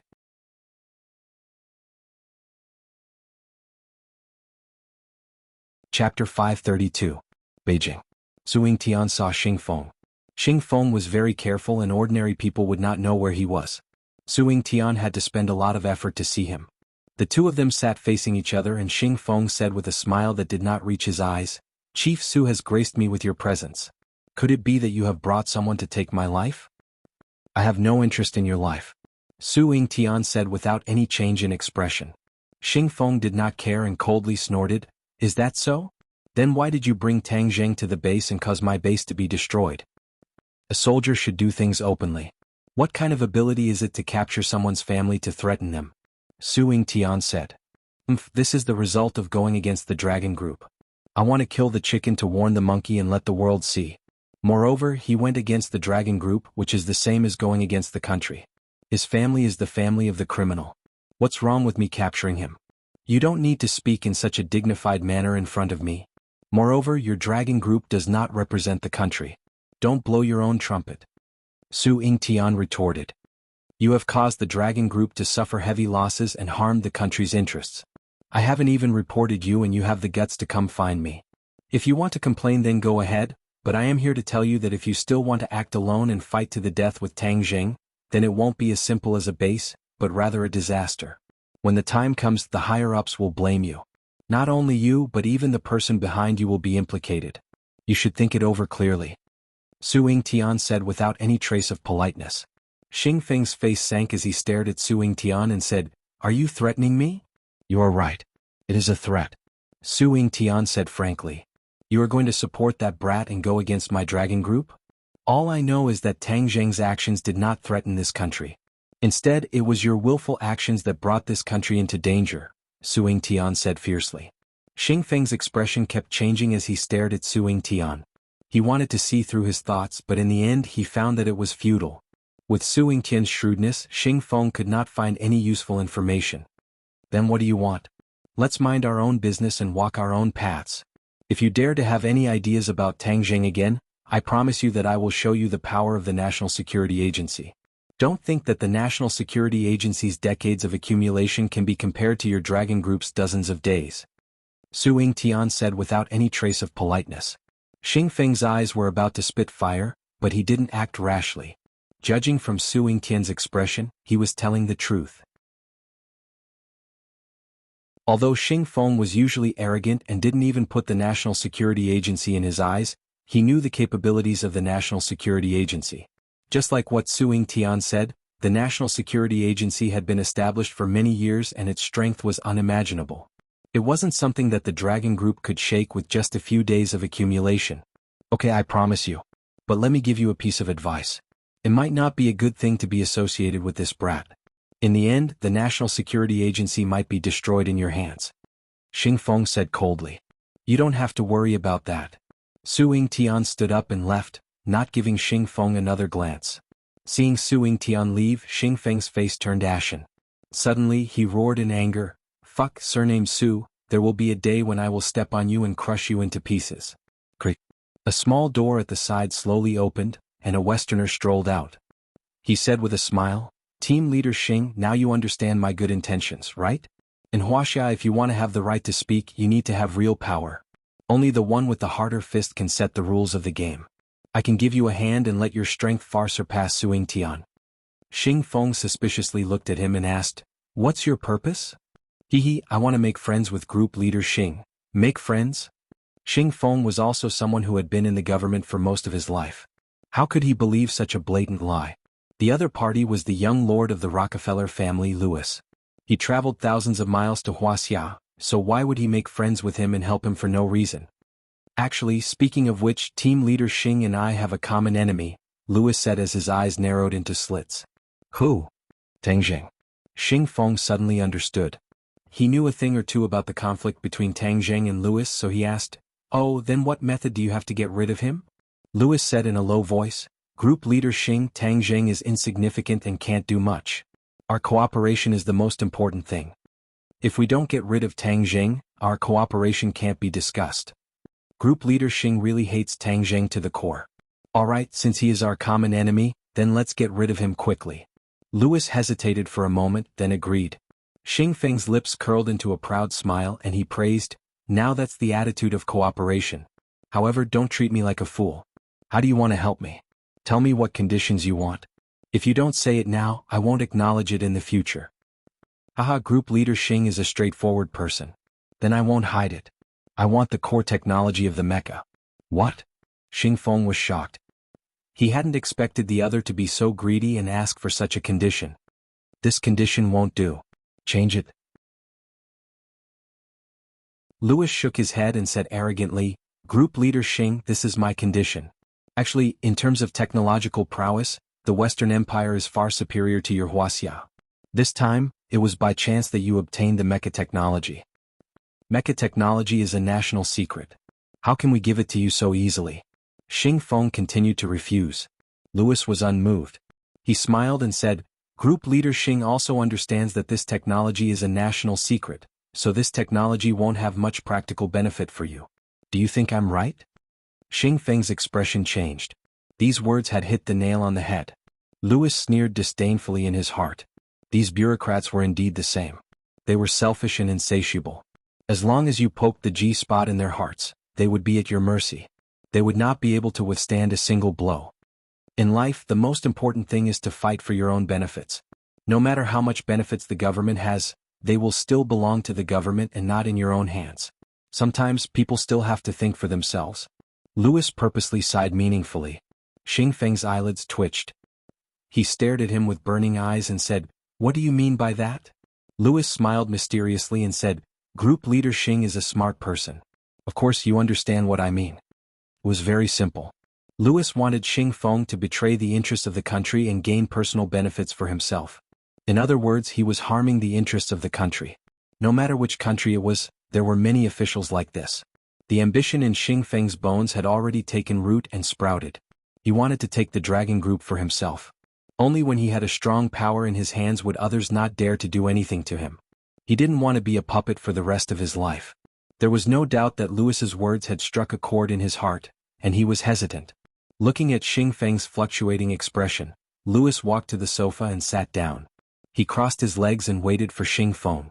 A long time later, Xing Feng abruptly turned his head and stared at Louis. "What can you give me? I can let you truly control a powerful force such as the dragon group," Louis said solemnly. "What do you mean by truly controlling?" Xing Feng asked. "Let the dragon group become a blade in your hand. They will only listen to your orders and attack wherever you point." Xing Feng's heart leaped. Wasn't this the result that he had been waiting for? Although his control over the dragon group was already very strong, and even his adjutant Kai Guibin had been kicked away by him, he still couldn't control the dragon group. But when it came to major issues, an order from above would completely surpass his usual cultivation. No matter how much he tried to win people's hearts, there would always be someone who didn't listen to his orders at the critical moment. There were even some spies in the dragon group. If he did something overboard, some people would know. At that time, a single order could remove him from his position. Pinching him to death would be like pinching an ant. He understood this principle too well. Everything he had now was based on the support of his backer. Without this foundation, even if he built a skyscraper, it would be a castle in the air that could be destroyed at any time. But if it was really like what Louis said and the dragon group became a blade in his hand, then no one would be able to take it away. Then his strength would not be affected by others. Wasn't this what he dreamed of? Although his expression was calm, his heart was already in turmoil. He asked, "Words are not proof. I don't believe that you can do this. People's hearts are hard to predict. Don't tell me that you can bribe everyone?" "Haha, group leader Xing, there are not many things in this world that are impossible. Isn't there a saying in your country? Nothing in this world is impossible for those who set their mind on it. I can tell you clearly that you can make everyone listen to your orders." Seeing that Louis did not seem to be joking, Xing Feng finally couldn't help but be moved. He curiously asked, "How can it be done?" "You just said something wrong. We don't want to bribe everyone. We want to control everyone and make them treat you as their master. How can a servant go against their master's orders?" Please tell me more details. Xing Feng lowered his voice and looked at the other side eagerly. Louis said in his heart, you finally took the bait. Without changing his expression he said, soul control technique. Control a person's soul and make them your slave. They will only listen to your orders. Of course, normally this person is no different from an ordinary person. But a seed will be planted in their heart. Xing Feng's body trembled. A chill ran from the bottom of his feet to the top of his head. He asked, is there really such a method in this world? Of course. I can teach you right away. This isn't martial arts but magic, right? This is a secret technique. It doesn't have to be used by cultivators. Ordinary people like you and me can also do it. Xing Feng understood the power of the soul control technique. Looking at Louis, he had a fear of facing a devil. If he used this technique on himself, then wouldn't he also become a puppet? Of course he didn't want to become a puppet. But if he didn't agree, then the other party might really become a puppet. He understood how vicious these Western people were. Moreover, this was also something he dreamed of. Thus, he clenched his teeth and nodded, okay, I agree. Happy cooperation.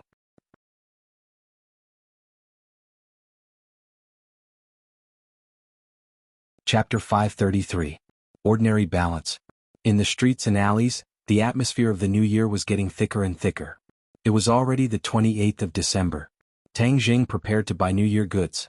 In the past, in order to save money, he and his grandfather lived a simple life every year. This time he was prepared to do a good job. However, the only thing that made him feel that there were some flaws was that after Lan Yu personally came to visit his grandfather in the morning, the two of them muttered something. The old man suggested that Lan Yu stay for the new year and Lan Yu happily agreed. Thus, this time there was an extra Lan Yu to buy New Year goods and Marshall was sent back to the martial organization by Lan Yu, allowing her to go back to the martial organization's sect master so that he would not worry. Marshall reluctantly gave Tang Jing a few glances, as if to demonstrate to Tang Jing that he should not go overboard and disrespect his master's wife. Tang Jing acted as if he did not see it and ignored it. Marshall was so angry that he almost rolled up his sleeves and rushed up to fight with him. After Marshall left, only Tang Jing and Lan Yu were left. In order to avoid awkwardness, he called out Fang Shishir. The three of them went to buy New Year goods together. Lan Yu always had a smile on her face as she looked at Tang Jing with a gaze that seemed to be able to melt people, showing the demeanor of a loving mother. Fang Shishir secretly sized up the two of them and playfully stuck out her tongue. She understood that there was a grudge between the two that had not been resolved, so she obediently held onto Tang Jing's arm and shuttled through the streets. Little Zhang Shishir, it's New Year. I'll buy you a few new sets of clothes. Lan Yu had an idea and gently said. No need. Tang Jing expressionlessly refused. Lan Yu looked at Fang Shishir for help, appearing somewhat helpless and pitiful. Fang Shishir's heart softened as she shook the arm in her embrace and advised, this is also Auntie's kind intentions. You should just accept it. Yes, I also want to buy a few sets for the old man. The old man has worked hard for so long. It's the end of the year, so he should buy a few sets of new clothes. Lan Yu said. These words struck a chord in Tang Jing's heart. He glanced at Lan Yu and thought to himself, you're quite considerate. Thus, he silently nodded in agreement. Lan Yu was overjoyed and gradually understood the position of the old master in Tang Jing's eyes. The more he cared about the old master, the higher the impression in Tang Jing's eyes. The few of them walked into a high-end clothing store nearby. Lan Yu took a fancy to a few sets of clothes at a glance. She casually pointed and said, take those clothes and try them on. The shop assistant could tell at a glance that these people were not in need of money. Since a big customer had arrived, she immediately began to serve them attentively.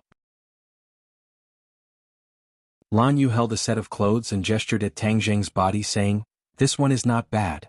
Try it on in the fitting room. Tang Jing glanced at the price and said, there's no need to buy such an expensive one. It's not expensive. Even if I bought all the clothes in this store for you, it wouldn't be expensive. Moreover, it's too little. Just tell me what you like. I want to make up for the decades of unfulfilled responsibilities. Lan Yu emotionally said. When the shop assistant heard these words, she looked at Tang Jing with a gaze that was filled with stars. She thought to herself, just what kind of person is this handsome guy to have such a unique temperament favored by such a beautiful young woman? Having money to burn. Tang Jing curled his lips and said. Lan Yu revealed an awkward expression, but she did not flare up. She continued to smile and said, if you don't like this store, then let's go to another one. I also feel that this store's clothes aren't that great. The shop assistant's heart sank. Her big customer was ruined. This handsome guy was too hard to serve. Who did he think he was? In truth, this brand was already considered a luxury brand in the country. Many nouveau riches liked to choose the store's clothing. At the very least, the customers who were shopping at the side were dressed well. They were definitely not rich. When they heard Lan Yu's words, their expressions clearly did not look good. However, most of them did not flare up. They only glared at Tang Zheng with disdain. But there were exceptions to everything. A fashionable woman wearing sunglasses that covered most of her face curled her lips and disdainfully said, "What are you pretending to be poor for? If you can't afford it, then you can't afford it. You still have the nerve to come here and pretend to be rich. Hee, there are too many of these kinds of people in the country right now. It's no wonder that so many foreigners look down on Wuxia people." A man beside her laughed arrogantly. "Young Master Jun, you've been abroad for so many years. You must not be used to seeing such things when you return, right?" The woman in sunglasses looked up at the man and asked in a fawning manner. The man laughed arrogantly and said, "Of course. But the quality of the people in the country is so low. What can I do?" "That's right. As a fellow countryman of these people, I feel terrible," the woman in sunglasses said sweetly. Tang Jing wrinkled his eyebrows. He was already suppressing a wave of anger in his heart. These two people's slanderous words simply hit the muzzle of his gun. "If you can't stand it, then get out yourself. No one wants you to look. If you want to go abroad to be a dog, no one will stop you. Don't bark here and disturb people's peace," Tang Jing said in a bad mood. These words were like poking a hornet's nest.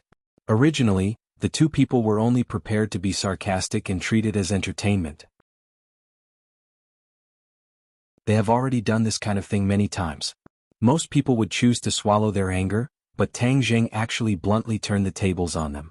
The two people were furious. The woman in sunglasses hugged the man's arm, her towering breasts continuously rubbing against him. She said sweetly, "Young Master Jun, what did you hear him say?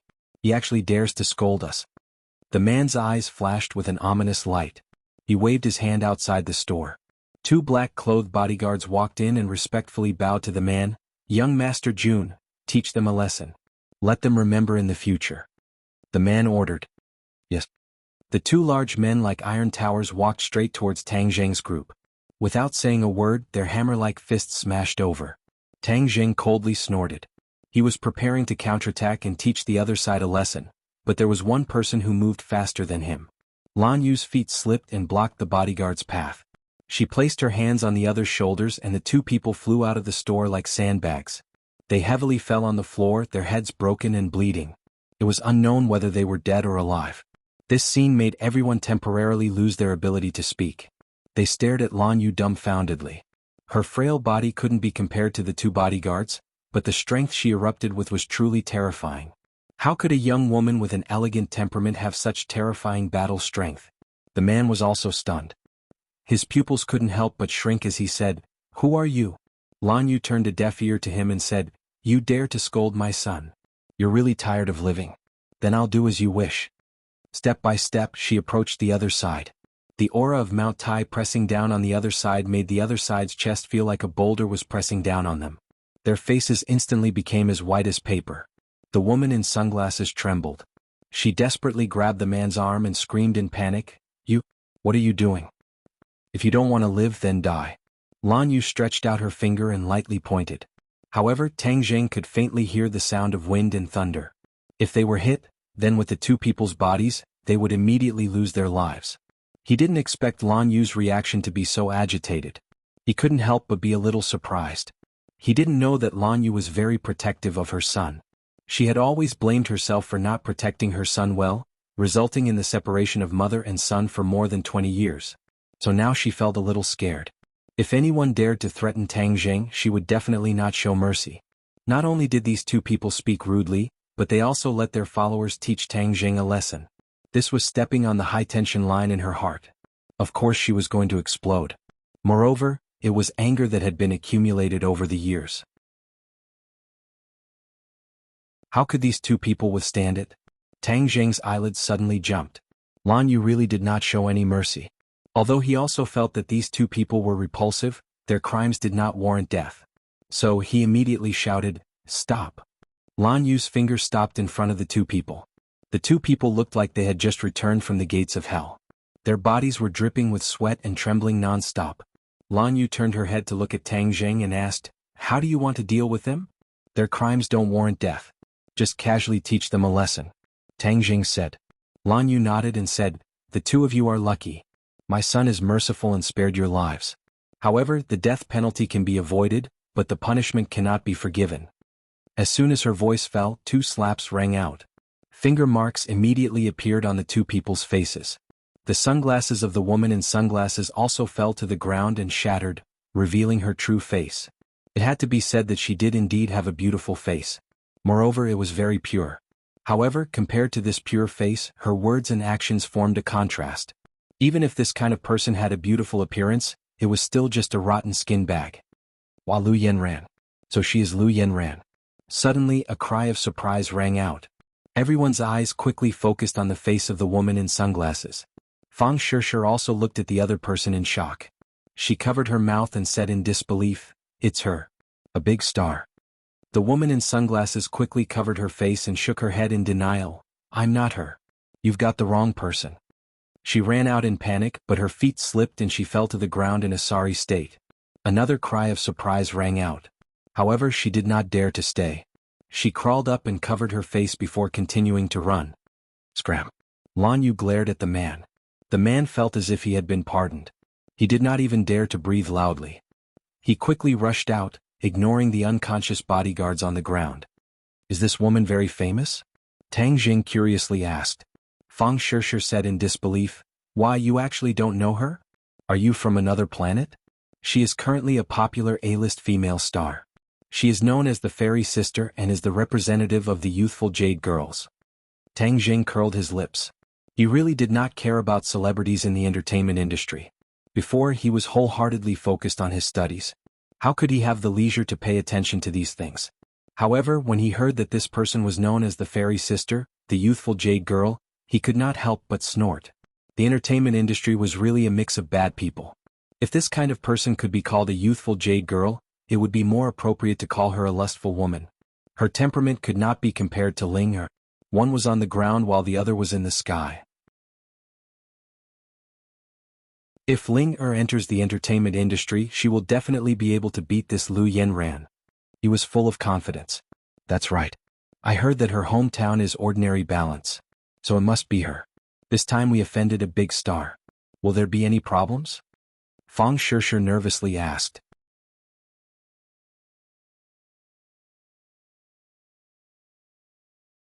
Chapter 534. Lan Yu heard this and said with a murderous look, "Daring to have any ideas about you, that is seeking death." When the others heard this, they were silent like cicadas in winter. They were so scared that their faces turned pale. Many customers left the store one after another. Seeing the shop assistant's respectful eyes and not daring to breathe, Tang Zheng could not help but feel bored. He held Fang Shishir's hand and walked out. Lan Yu hurriedly chased after them and suggested with a smile, "Let's go to another clothing store."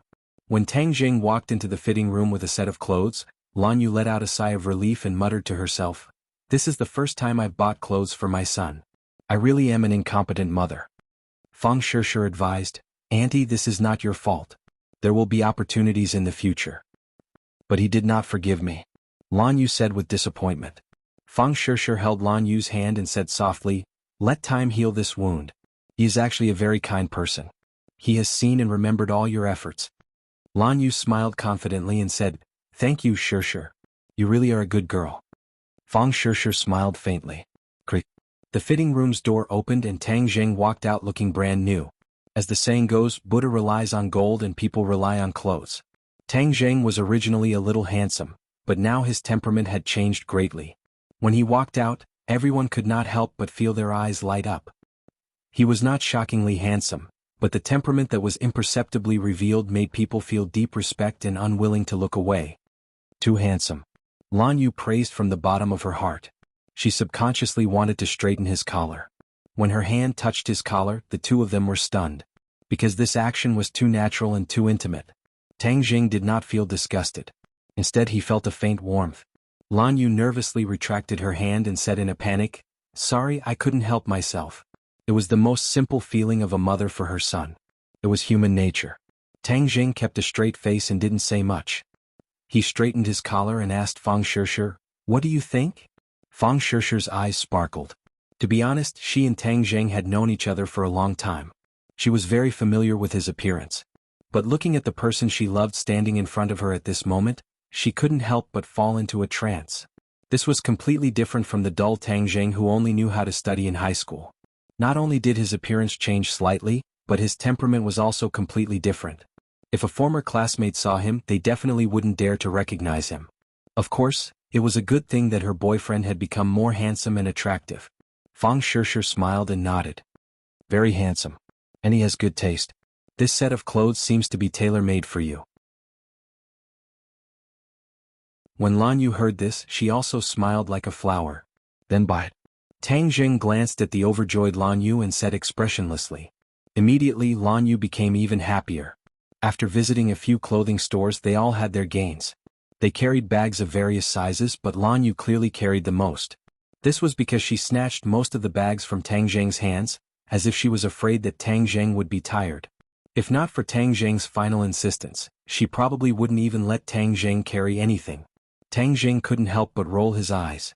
This was simply spoiling. A loving mother spoiled the son. A child raised by such a mother was absolutely spoiled. Where are we going now? Lan Yu asked. Home. Tang Zheng stopped a taxi and the three of them sat in. Lan Yu rolled her eyes and said, Little Zheng, I'll buy you a car. It'll be convenient for you to travel. What kind of car do you like? I'm a student. Why would I drive? I see that there are also students who drive. It's more convenient to have a car. No need. Moreover, if I want to buy a car, I have the money to buy it myself. Tang Zheng was speechless. Lan Yu seemed to want to use sugar-coated bullets to corrode him. There were all kinds of branded clothes and cars. Did he become a rich second generation? He couldn't help but laugh. When they returned home, Tang Dahai was also back. During the spring festival, his recycle bin was temporarily closed for vacation. This was his last day of work. Old man, these are the clothes I bought for you. Try them on.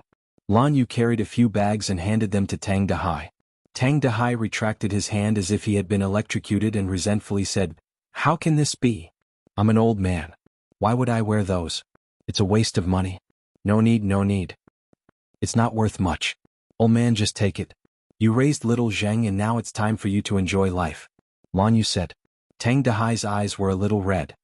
He glanced at Tang Zheng and embarrassedly said, I still have clothes. Why would I need to wear new clothes? Tang Zheng was the clearest about his grandfather's situation. In the past, it was rare for him to buy new clothes. Many of them were washed until they were white. Grandfather, since I bought it for you, just accept it. Tang Zheng advised. Hearing his grandson say this, Tang Dahai embarrassedly accepted the clothes and hurriedly thanked. Then I really can't thank you enough. This is what I should do. Lan Yu's heart also softened. She thought that little Zheng was lucky to have met such a grandfather. The atmosphere eased a lot. Tang Dahai put away the clothes and conveniently left Lan Yu to eat. He then went into the kitchen to cook. Lan Yu also enthusiastically entered the kitchen, saying that she wanted to help the old man. The two sat on the sofa. Fang Shishi leaned into Tang Zheng's embrace and looked at the kitchen. She lowered her voice and said, Auntie is pretty good. You don't have to be so cold to her. Don't get involved in this matter. Fang Shishi pouted and said, Mother and son are connected by heart. What kind of deep hatred can there be? Moreover, Auntie has always wanted to make up for it. You should give her a chance. Tang Zheng's expression did not change as he declined to comment. Fang Shishi glared at him and said, Stubborn. You don't know how to be flexible. My matter with her is too complicated. It is not something that can be fixed with just a few words. It is also not something that can be fixed with some small favors. Since there is a crack, then work hard to fix it. You can't always keep people 1,000 miles away. Fang Shishi retorted. Tang Zheng lowered his head and looked at her. He scratched her nose and suspiciously asked, Have you been bribed by her sugar-coated bullets? Nonsense. How could I be bribed? I have always been on the same side as you. I'm only advising you. In the end, the one who makes the decision is still you. Creak. Suddenly, the door opened, interrupting the two of them. Linger skipped in, followed by a person. Aimi, hello boss. I'm sending Miss Linger back. Aimi greeted Tang Zheng. Tang Zheng nodded. Looking at Linger, who was like a little magpie, his heart couldn't help but feel warm. He asked, Linger, how have you been these 2 days? Linger tilted her head, blinked her eyes and playfully said, Linger is very happy and has also learned a lot of new knowledge. In the past, Linger thought that singing was easy, but now I find that there is a lot of new knowledge to learn. AI praised from the side, Miss Linger is talented and intelligent. Moreover, she is very talented in singing. Although she has never studied music systematically before, and it is a bit late for an ordinary person to cram for Buddha's feet at the last minute, for Miss Linger, this problem doesn't exist at all. She is a genius. She can learn any song sheet at a glance. Moreover, she has a photographic memory. She is the most powerful person I have seen in so many years. She is even better than the music genius Lu Yanran, who is now known as the fairy sister. Lu Yanran. Tang Zheng's pupils shrank. He remembered the scene in the clothing store. Since Linger wanted to enter the entertainment industry, then it was necessary for her to understand some of the people or things in it. Looking at Tang Zheng's reaction, AI misunderstood and asked, "Is the boss also a fan of Lu Yanran? If there is a chance in the future, I will ask the boss to meet her. She is a popular star and a typical representative of singing and acting. She has dabbled in singing, movies and TV series. She is a real star with 3 lives. I heard that her contract with her old company is about to expire. If our company can sign her, then it will definitely be a good start for our company." AI thought that if she could sign Lu Yanran, then it wouldn't be long before her name as a gold medal manager would be known throughout the entertainment industry. Tang Zheng frowned and said coldly, "My company will definitely not sign an artist like Lu Yanran." AI, who was immersed in joy, was stunned as if a bucket of cold water had been poured on her. She stared at Tang Zheng and asked, "Why? If a person's character is not good, then even if she is popular now, my company does not need an artist with such a character problem." Tang Zheng said firmly. AI was very embarrassed and said, "There are some rumors outside, but the flaws do not obscure the beauty. Her appeal is still very amazing. She is the target of many companies." Just a flash in the pan. Tang Zheng did not hide his disdain. Seeing the disappointment on AI's face, Tang Zheng's face sank. He looked at AI very seriously and said, "Since you have joined my company, then I must seriously warn you that my company has a rule, and that is people with bad character should not even think about stepping into this door. Moreover, the unspoken rules of the entertainment industry do not apply to me, so you must change your way of thinking. Otherwise, sooner or later you will also pack your bags and leave." Although AI was a sissy, he wasn't stupid. He had mastered the basic skill of observing people's body language. Seeing the boss so serious, he didn't dare to talk back. He quickly changed his attitude and said, "Boss, I understand. Although Lu Yanran is popular, she is also a troublemaker. The internet revealed that she had a fierce conflict with someone today and was even slapped in the face. Now the internet is in a heated debate. Her fans are thinking of ways to find the person who hit her.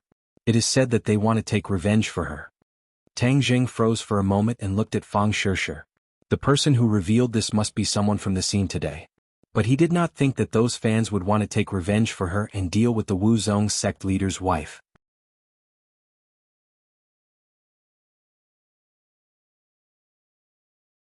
Chapter 535. Looking at the strange expressions of Tang Zheng and Fang Shishir, AI thought for a while and asked curiously, "Boss, do you also know about this matter?" Tang Zheng smiled and pointed to Lan Yu's back, saying, "The person they want is right there." Looking at Lan Yu's graceful back, AI exclaimed and covered her mouth, saying, "It turns out that you were the ones who had a conflict with Lu Yanran today." Tang Zheng nodded, "I saw it with my own eyes. I have a deeper understanding than those fans who are deceived by appearance. I know that this kind of person can't stay popular for long." AI lowered her head in shame. She had just mistakenly thought that the boss was Lu Yanran's fan and flattered him. AI, with your professional vision, do you think that Linger will replace Lu Yanran in the future? Tang Zheng asked. AI clapped her hands and said without hesitation, "Of course, Lu Yanran is not a fairy sister. Linger is the real fairy sister. She can definitely beat her." He paused for a moment and had an idea. His eyes lit up as he said, "Boss, I've thought of a brilliant idea. Why not just pick a day? Anyway, now that Lu Yanran's incident is making a ruckus, we can push out Miss Linger at this time. We can use this opportunity to shift everyone's attention to this new fairy sister. This way we can achieve twice the result with half the effort." "Oh, will it work?" "It will definitely work. The spring festival is coming soon and people are on holiday. More and more people will pay attention to entertainment news and more people will pay attention to Linger." AI was full of confidence. Tang Zheng was not familiar with these methods. He was good at delegating power, so he nodded and said, "Okay, you can discuss it with President Mu." "Yes, boss." Aimi nodded excitedly. "Boss, then I won't disturb you. Goodbye." After sending Aimi off, Linger looked at herself in the mirror and asked, "Master, that Lu Yanran is really beautiful, and her singing is also very good. Can I compare to her?" Tang Jing patted her head and encouraged her. "Linger, you have to remember that you are 100 times better than her. You have to have confidence." Linger raised her head and looked at Tang Jing. She smiled and nodded, "And Linger will remember this. Linger will definitely work hard." At this moment, Xing Feng was also working very hard because he wanted to get the life-continuing pill before the end of the year and report to the people above. Therefore he had already plotted with the Song and Chu family. Not only that, he had also borrowed the power of the Rockefeller family, and was prepared to use 2 methods to force the Yen family obediently to hand over the life-continuing pill. In the middle of the night, Yen Padian was woken up by urgent knocks on the door. If it wasn't for the fact that it was extremely urgent, no one would dare to knock on his door in the middle of the night and disturb his rest. The door opened and Yen Qishan impatiently walked in with a panicked expression. Yen Padian sat on the chair, glanced at his son and frowned. "What are you panicking for? What happened?" He knew that his son had always been a calm person. Normal matters would never cause him to panic like this. "Father, something happened. Lu Yun was arrested by the police," Yen Qishan said. Yen Potion's expression did not change and asked, "Why was he arrested by the police?" "Drugs, a large amount of drugs were found in his car," Yen Qishan said indignantly. "Didn't our Yen family never touch that thing? Could it be that all of you have ignored my warnings?" Yen Padian was furious. Not only could drugs destroy a person, they could also destroy a family. Many nouveau riche or celebrity artists like to seek excitement from it, but for a large family like the Yen family, the people of the family were definitely not allowed to touch this thing. Seeing his father's anger, Yen Qishan hurriedly explained, "Father, Lu Yun will remember your teachings. He definitely did not touch this thing. Someone is framing him." Yen Padian calmed down. He was still very satisfied with this grandson of his, and understood that it was indeed impossible for him to risk the world's condemnation to do such a thing. However, someone dared to extend their hand so far to frame his grandson Yen Padian. This made him have no choice but to be cautious. "Have you found out who it is?" Yen Qishan shook his head. "Son is incompetent. I haven't found out yet. The police refused to negotiate. They were determined to make this an ironclad case." "Father, could it be that the officials above want to touch our family?" Yen Padian scoffed and said, "No, if the officials above really want to touch the Yen family, they won't use such a small trick." Yen Qishan heaved a sigh of relief and said, "In addition, our family's overseas industry seems to have been attacked by an unknown enemy, and a few factories have suffered losses." Yen Potion's pupils constricted and said, "This is a 2-pronged attack, one outside and one inside. Are you really determined to deal with our Yen family?" "No matter who this person is, he obviously came prepared. What exactly are they up to?" Yen Qishan said worriedly. "Your scheme is not small. No matter who it is, go and find out immediately. I want to see who exactly ate the guts of a leopard." Yen Padian said with a murderous aura. "Hehe, it's the middle of the night. The Yen family is very lively. Do you mind if I come and watch the show?" A burst of noisy footsteps rang out as a group of people swaggered in. The person in the lead was Xing Feng.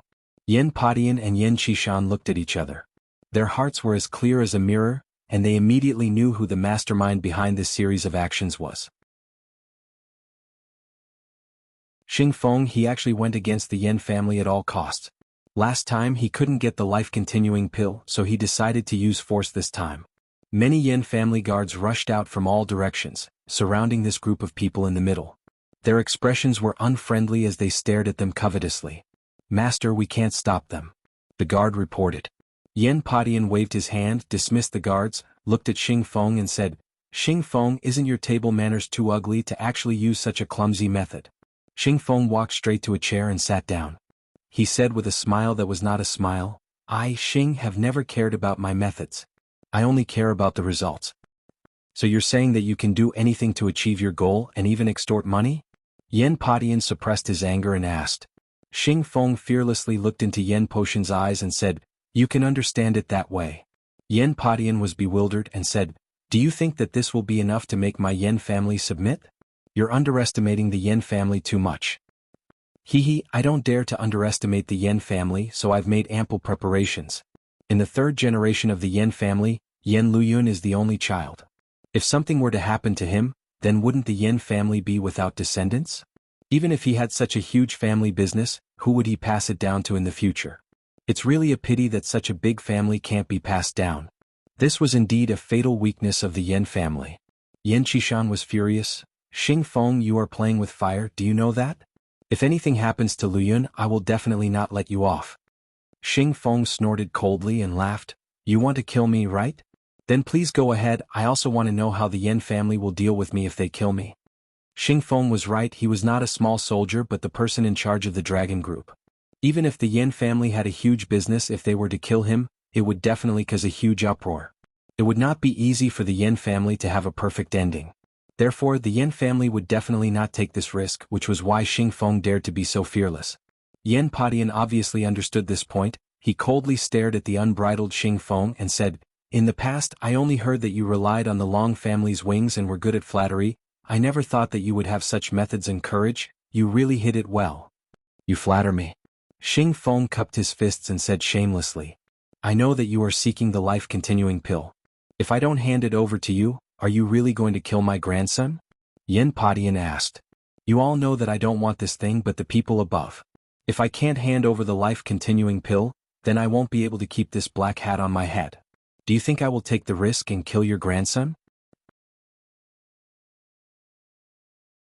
Xing Feng said with a fake smile. Xing Feng could take the risk but he did not dare to. If anything happened to Yen Luyun, then the Yen family would be extinct. Who would pass down such a huge family business to? This was a great disrespect to his ancestors, so Yen Padian could not do such a thing. Not only did you scheme to frame Luyun, you even attacked my Yen family's factory overseas. Your dragon group's hands are really long, even your overseas relations are so strong. Xing Feng snorted twice but did not reply. If he did not have the secret help of the Rockefeller family, it would not be easy for the dragon group to threaten the Yen family's factory in the open sea. However, his cooperation with the Rockefeller family was a top secret, and no outsiders were allowed to know about it, so he did not pick up the topic. Yen Padian stared straight at Xing Feng, wanting to see through his trump card, but Xing Feng had hidden it deep enough, and for a moment he really could not see through it. Have you two made up your mind? Time waits for no one. Many media outlets are already waiting outside the police station. As long as this explosive news is exposed, there will be no way to salvage it. Xing Feng asked, Father. Yan Qishan looked at his father. Yen Padian waved his hand indicating for him to calm down and instructed, Qishan, go and get 2 life-continuing pills. Father, you absolutely can't. The life-continuing pill is too precious. Yen Qishan did not expect his father to compromise and hurriedly advised. Although the life-continuing pill is miraculous, it is still a dead object. My grandson's life is worth more than 2 life-continuing pills. Yen Padian said heroically. Seeing that the other party had compromised, Xing Feng was overjoyed. He pushed his luck and said, Back then your family bought 5 life-continuing pills, and you only gave me 2 of them and you want to settle the matter? Yen Padian raised his thick eyebrows and with a bang, he slammed his palm on the wooden table beside him. With a kacha sound, the wooden table turned into pieces. Xing Feng, don't push your luck. Otherwise, I really won't let you walk out of my Yen family's door today. Yen Padian flew into a rage, his overwhelming aura causing Xing Feng's chest to feel suffocated. Xing Feng's heart skipped a beat. He knew that this was already the other party's limit. If he continued to force the other party, he could only fight to the death.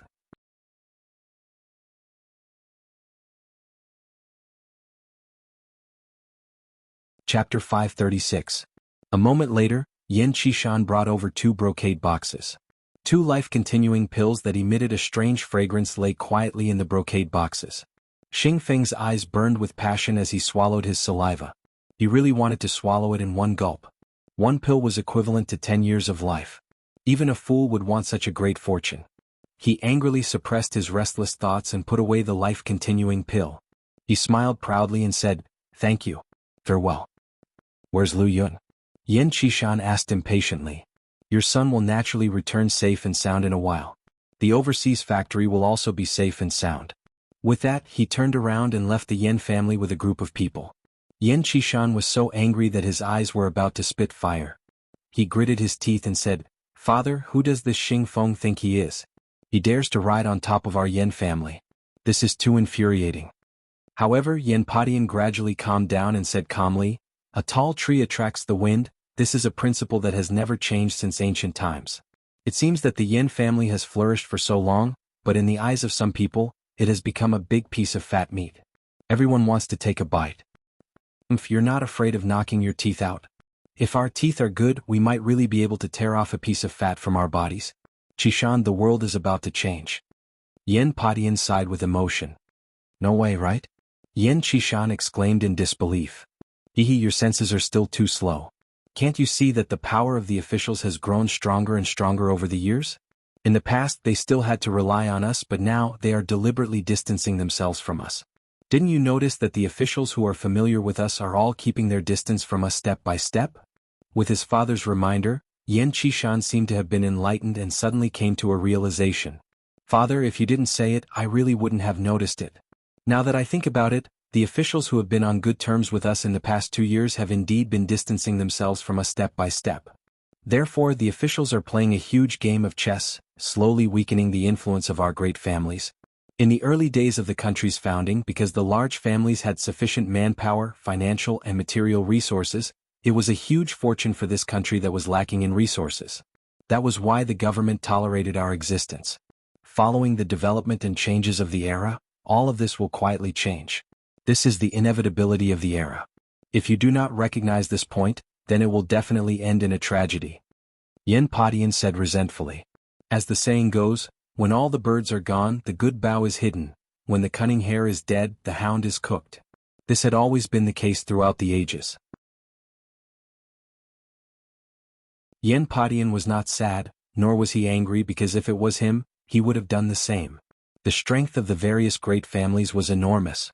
If their influence was not weakened, then many of the decisions made by the government would not be carried out. If it were anyone else, they would take action. Of course, in this modern society things were much gentler. They only weakened the influence. As long as you knew when to advance and when to retreat, there would still be a good outcome in the end. "Father, could it be that handing over the life-continuing pill this time is a signal to the higher-ups?" Yan Chishan asked as if he had understood something. Yan Padian looked at his son with admiration and said, "Smart, this is a signal to let the people above to be at ease with our Yan family, and not to treat our Yan family as a thorn in their side. After all, our Yan family is the biggest among the few families, and it would be difficult for us not to become a target." Yan Chishan said indignantly, "Don't tell me we don't have any countermeasures? Just like that, we're at the mercy of others." Yan Padian laughed unfathomably. "The world is changing, who can say for sure?" Yan Chishan seemed to be deep in thought. Suddenly, his heart moved as he thought of Yan Qingyi's prophecy. He said in bewilderment, "Qingyi said that there will be a calamity in this world. When the time comes, the world will change and Tang Zheng will turn the tide. We maintain a close relationship with Tang Zheng, maybe we can use this opportunity to seek a turnaround." Immediately, Yan Chishan looked at his father with eyes full of worship. His father was indeed resourceful and had already calculated this move. That was why he did not hesitate to offend the holy maiden of Li Palace to protect Tang Zheng. Now, it seemed that the decision back then was really too wise. He had prepared for a rainy day and fought for another possibility for the Yan family. Yan Potion's smile became even more unfathomable as he said, "We are unable to predict what will happen in the future. Let's do our best and leave it to fate. This time, Qingyi will go to the northwest to see that towering tree and see if she can gain anything." Yan Chishan nodded. From the looks of it, although his sister had never practiced martial arts before, she had fought for a lot of opportunities for the Yan family in this crucial matter. She had played a greater role than her brother. He couldn't help but be impressed by his father's foresight. When Yan Qingyi became a monk, he had truly become the laughingstock of many people, thinking that it was a great shame for the Yan family. Not only did her father not object, he even supported her outrageous actions. But now, it seemed that she did not have any cultivation in the martial way, but she was becoming more and more proficient in the mysterious art of foretelling the future. "Chishan, from now on, our Yan family must be united in order to reverse the situation. Furthermore, we must remember that other than you and me, no third person is allowed to know about today's matter." Yan Padian warned sternly. Yan Chishan was shocked and hurriedly asked, "Are you not going to tell Lu Yun?" Yan Padian snorted and said, Although he is innocent, he has fallen into the enemy's trap. Thus, in short, his experience is still too lacking and he needs to sharpen it a little. Yan Qishan sighed inwardly, but he had no way to refute his son. After all, Yan Luyun had indeed caused the Yan family to fall into a passive situation this time. Speak of the devil. Yan Luyun walked in with his head lowered, looking rather miserable as he called out nervously, "Grandfather, Dad, I'm back." Yan Qishan frowned and shouted angrily, "Look at what you've done this time." The Yan family suffered a huge loss in front of Xing Feng, and lost 2 life-continuing pills. Yan Luyun turned pale with fright and said, "How can you give him such a precious life-continuing pill? If you don't give it to him, will you be able to come back safe and sound?" Yan Qishan reprimanded in annoyance. Actually, Yan Qishan was quite satisfied with this son of his. Yan Luyun was not like the rich second generation of the other families, who only knew how to eat, drink and play. He was undoubtedly the #1 figure among the young masters in the capital. "For me, you actually lost 2 life-continuing pills. It's not worth it," Yan Luyun said in shame. Yan Padian smiled faintly and said, "Life-continuing pills are just dead objects in the end, and you are our grandson. Of course, your life is not something that 2 life-continuing pills can compare to." Seeing his grandfather say that, Yan Luyun was even more ashamed and dejected. "It's all because Luyun is useless." "Raise your head," Yan Padian shouted. "It's just a small setback. Could it be that I've knocked you down? You have to remember you are a son of the Yan family. How can you admit defeat so easily?" Yan Luyun's mind shook. He raised his head, his gaze firm. "Yes, Yan Luyun will remember grandfather's teachings." "You were framed this time. Do you know who did it?" Yan Padian asked. A fierce glint appeared in Yan Luyun's eyes and he said coldly, "Of course I know. What should I do? You know, right?" Yan Luyun nodded. Yan Luyun understands. Although the Yan family had compromised with Xing Feng, it did not mean that the Yan family could be framed by others.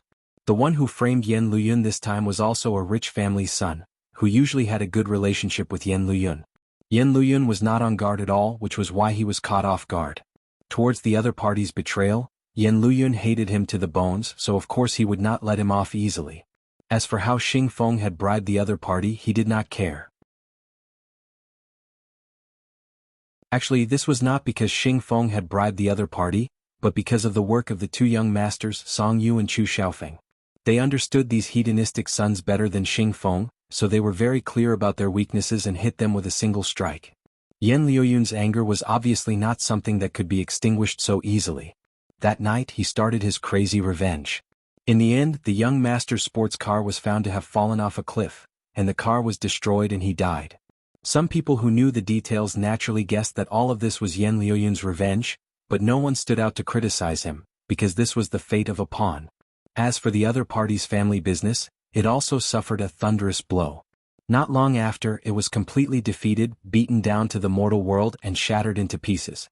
Tang Zheng, who was thousands of miles away, did not know of these matters, nor did he know that the Yan family had already made him their most important partner, thus replacing the position of Li Palace. The night was dark and the wind was strong. Tang Zheng stood alone at the peak of the back mountain of Ordinary Balance Mountain. The ground was faintly covered in white snow, and there were few people around. The surroundings were pitch black, and the silence was frightening. Overlooking the cliff below, the past was vivid in his mind. The first time he had refined the life-continuing pill was here, and the heaven-fragrant flower was also picked on this cliff. Thus, this place left him with too many memories. Standing here once again, he felt completely different. Looking at the 10,000-foot cliff below him, and the Ordinary Balance courtyard not far away, a heroic feeling arose spontaneously. Ordinary Balance Mountain had witnessed his rise step by step, and he would definitely walk higher and further from here. Looking at the lights of the Ordinary Balance courtyard, his heart stirred. In the past, he had instructed Lin Hu and the others to completely destroy the Ordinary Balance courtyard and then replace it. After all, this was Changheng Resort, and it was the benchmark of the entertainment industry in this area. It was a place that the rich liked to visit the most, and if Tang Zheng wanted to become strong, then he had to step on this eyesore. However, before Lin Hu could carry out his plan, he encountered Xing Feng. Since he had returned this time, he would take advantage of the Spring Festival to get rid of this stumbling block. However, his goal tonight was not the Ordinary Balance courtyard, but another important mission, to refine the Dragon Origin pill. In the past, the Dragon Origin pill he refined used the blood of the 5-clawed golden dragon, so its power was especially tyrannical. But this time he did not have the blood of the five-clawed golden dragon, but he had a substitute, the blood of the flood dragon, the fruit of victory after killing the flood dragon in the dragon palace. In fact, it could be said that this time he was refining the real dragon origin pill, because the original dragon origin pill used the blood of the flood dragon, and not the blood of the five-clawed golden dragon. He deliberately chose to come to this mountain peak in the middle of the night in order to avoid attracting the attention of others when refining the pill.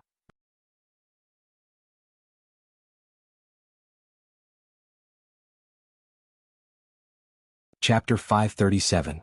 Tang Jing gently waved his hand and the 9 revolving pill furnace flew out of his sumaru bag and steadily landed on top of the mountain peak. The 9 revolving pill furnace was a mysterious grade magic treasure and it emitted a mysterious aura in the night. He had already prepared the medicinal ingredients and placed them into the cauldron.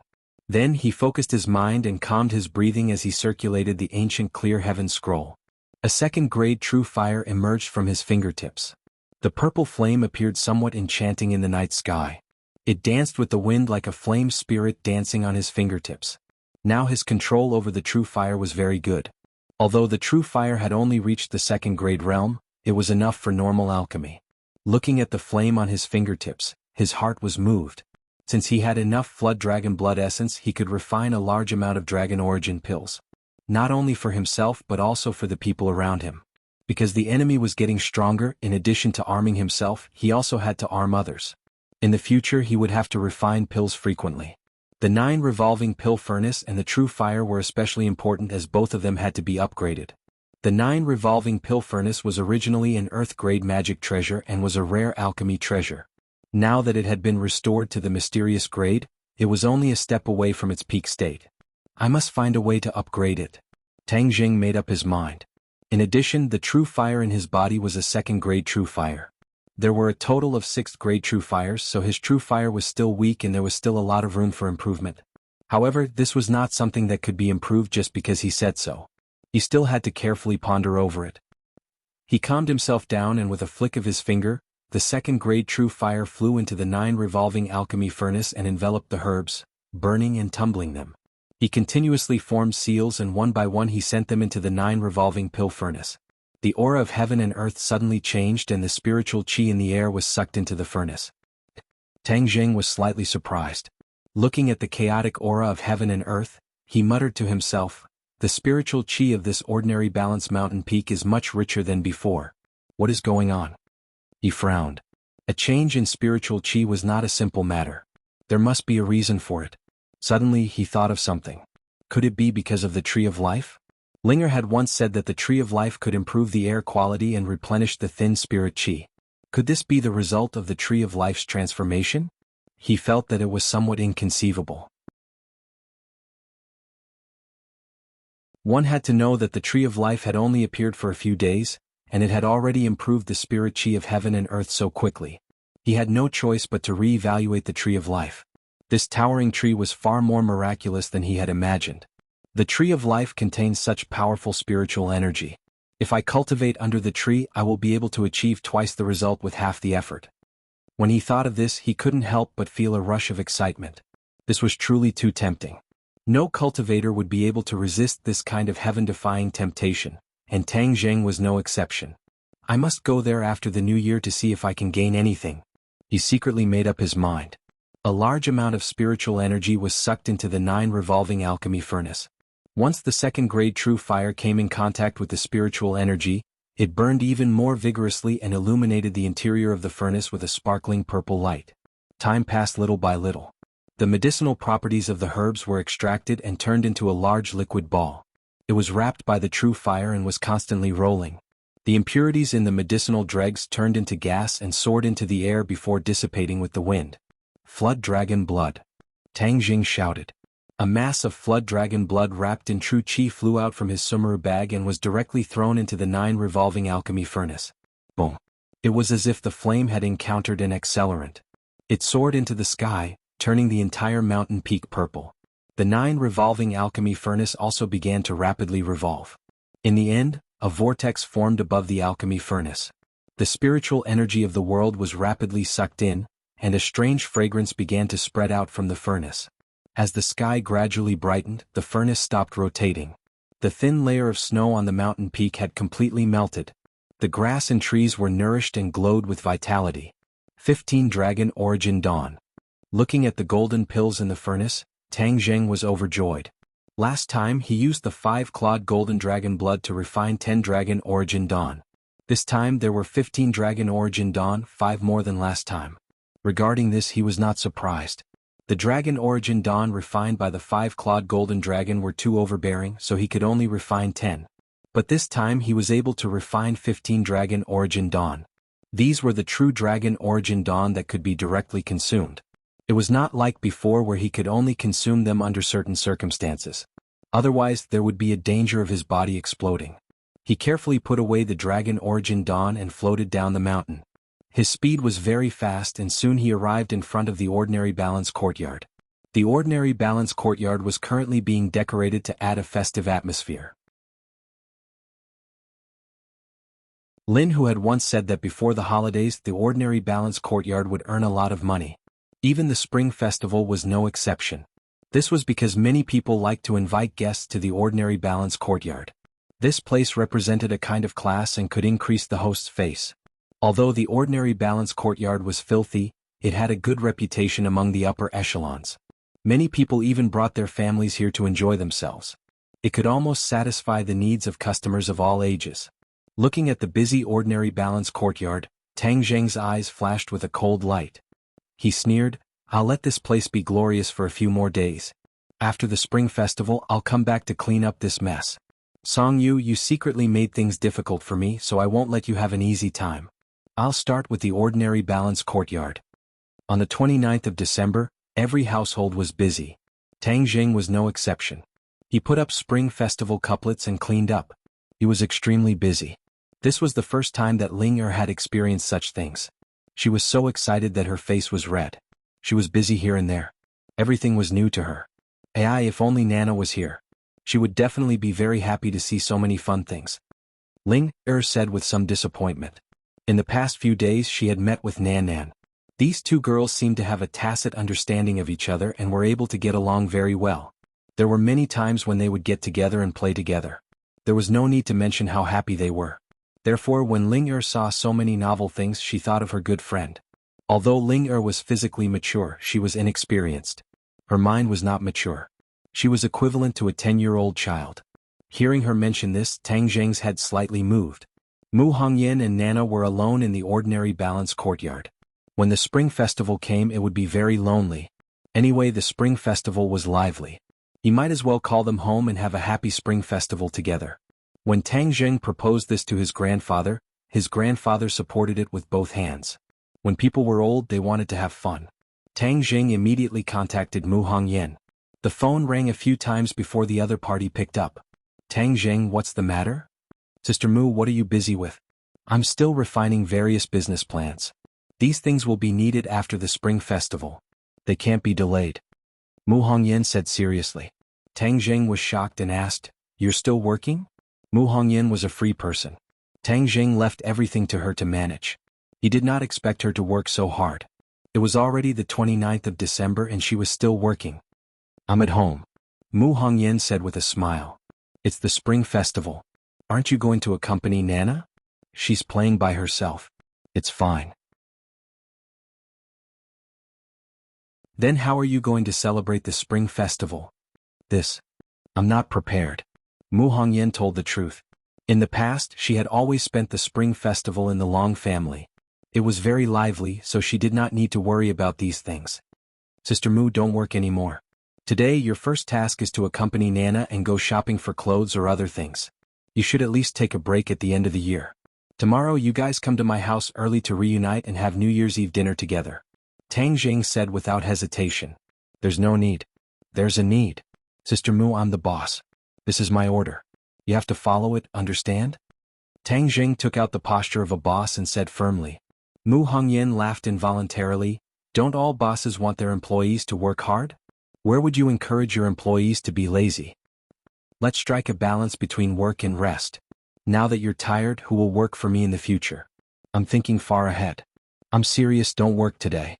The Spring Festival is too important for children. Don't neglect Nana," Tang Zheng said earnestly. Mu Hongyan turned her head and looked at her daughter who was playing alone. Her heart softened and she said, "All right, I won't be polite with you. Tomorrow I'll bring Nana to your house."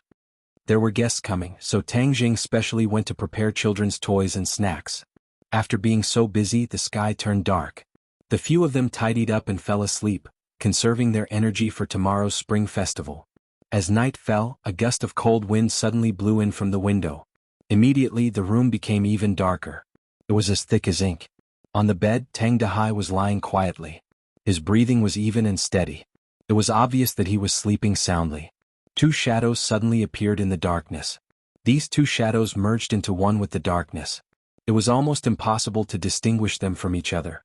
The black shadow floated to the front of the bed and stared at the sleeping Tang Dahai with wide eyes. "Is it him?" Suddenly one of the black shadows asked. The other black shadow nodded. "It's him. The first person who increased his lifespan was him. The source of the problem must be him. Then should we detain his soul and interrogate it? The Ghost King ordered us to get to the bottom of this. If we can't find anything, then us two brothers will suffer. So we can't care too much and detain his soul for interrogation.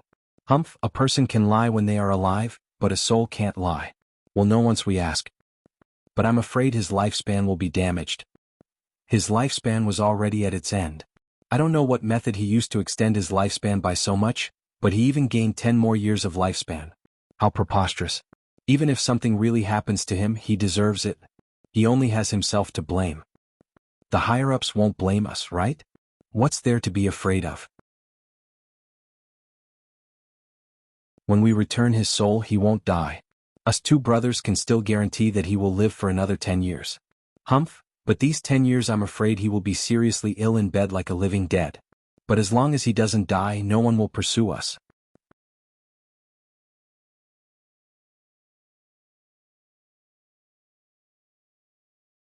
Chapter 538. The two shadows reached a consensus. One of them took out a bell and shook it. However, the bell didn't make any sound on purpose. However, a mysterious aura spread out and enveloped Tang Dahai. A shadow slowly floated up from his body as if it was about to leave. Bang! Suddenly, with a muffled sound, the door was fiercely pushed open. Tang Jing stood at the door and angrily shouted, "Stop!" The two shadows were shocked and hurriedly stopped. The shadow on Tang Dahai's body returned to his body and merged with him. Tang Jing's heart jumped. If he was late, his grandfather would have been killed by these two guys. Fortunately, he was sleeping in the living room, which was very close to his grandfather's bedroom. When he heard a little movement, he rushed in. "Ah, he can see us," cried the black shadow in panic. "Of course he can see. What are you?" Tang Jing did not ask who they were but what they were. This was because he had already determined that they were not human. The yin qi on their body was very dense and was quite rare. If Huang Xiang or War Spirit were here, they would definitely like this dense yin qi. After Huang Xiang returned to the ordinary balance, he was placed in a special place by Tang Jing. War Spirit and the two shooting sun arrows were still in the hands of the martial organization sect master. The shadow looked at Tang Jing in disbelief and asked, "Who are you? How can you see us?" "You just wanted to hurt my grandfather, right?" Tang Jing asked sternly.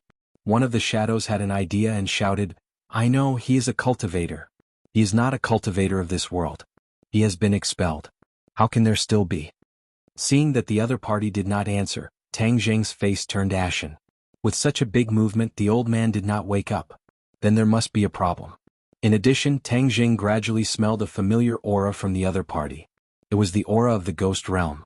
He had dealt with the Ghost Realm visitors several times. He was even chased by a Ghost General. But the yin qi on the two was obviously stronger. If he really was a guest from the Ghost Realm, then he must be in existence more powerful than the Ghost General. The Ghost Realm suddenly came here, which meant that something must have gone wrong, and it was related to his grandfather's safety. If he didn't get to the bottom of this, Tang Jing wouldn't be able to sleep. "Since you don't want to talk, I'll capture you and slowly interrogate you," Tang Jing said sternly. His figure flashed and pounced on the other party. The other party was enraged and roared, "How dare you, a little Xiozha dares to oppose our Ghost Marshal? Today we'll make your soul scatter." Ghost Marshal. Tang Jing remembered this term. Since they were Ghost Marshals, they were definitely stronger than Ghost Generals. Facing two Ghost Marshals, he didn't know if he had the confidence to win. Furthermore, this was a residential area, so many divine abilities could not be used, such as the heaven-shocking bow and the sun-shooting arrows. If they were to be used, then this building would be almost destroyed. Therefore Tang Jing used his hand as a sword and quickly thrust it out. Before the first move was over, the second move was up, and the third move was dazzling, as if there really was a sharp sword in front of his eyes that was attacking him. The ghost marshal was not a fake either. He could tell with a single glance that Tang Jing was not an ordinary cultivator. He was extremely powerful. The two of them shouted at the same time, "How dare you!" Two black lights soared into the sky, directly meeting Tang Jing's attack. The two sides immediately began to fight, flashing and moving about in this small space. The furniture was destroyed one after another and the ground was in a mess. In the end, only the bed that Tang Dahai was sleeping on was intact. In order to protect his grandfather from being implicated, Tang Jing's strength was reduced by a few points, and it was hard to tell who would win. For a moment, no one could do anything to the other.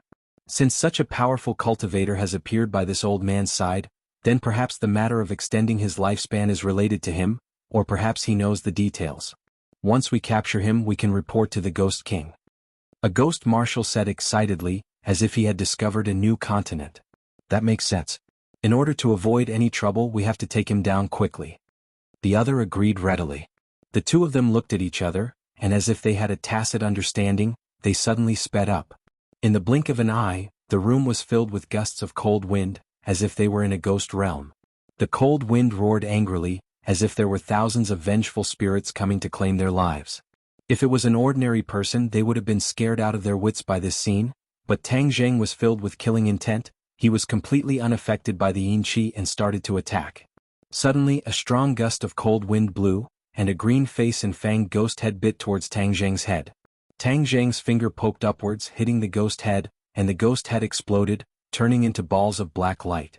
However, before Tang Jing could heave a sigh of relief, a biting cold wind blew from all directions, and 8 ghost heads attacked Tang Jing at the same time. There were green-faced and fanged ghost heads in front of him, and they were extremely terrifying. Tang Jing stabilized his mind with a thought. He took out the dragon-trapped rope. Although he was unable to use the heaven-shocking bow, the dragon-trapped rope was still useful. With a shake of his arm, the dragon-trapped rope drew a circle and wrapped around the 2 ghost heads in front of him. With a sudden force, the ghost heads exploded. The other 6 ghost heads had already arrived behind Tang Jing, their eyes emitting a green light, as if they would immediately bite off a piece of flesh from Tang Jing's body. "Master, what happened?" Suddenly Linger walked to the door and turned on the light switch. The room immediately lit up.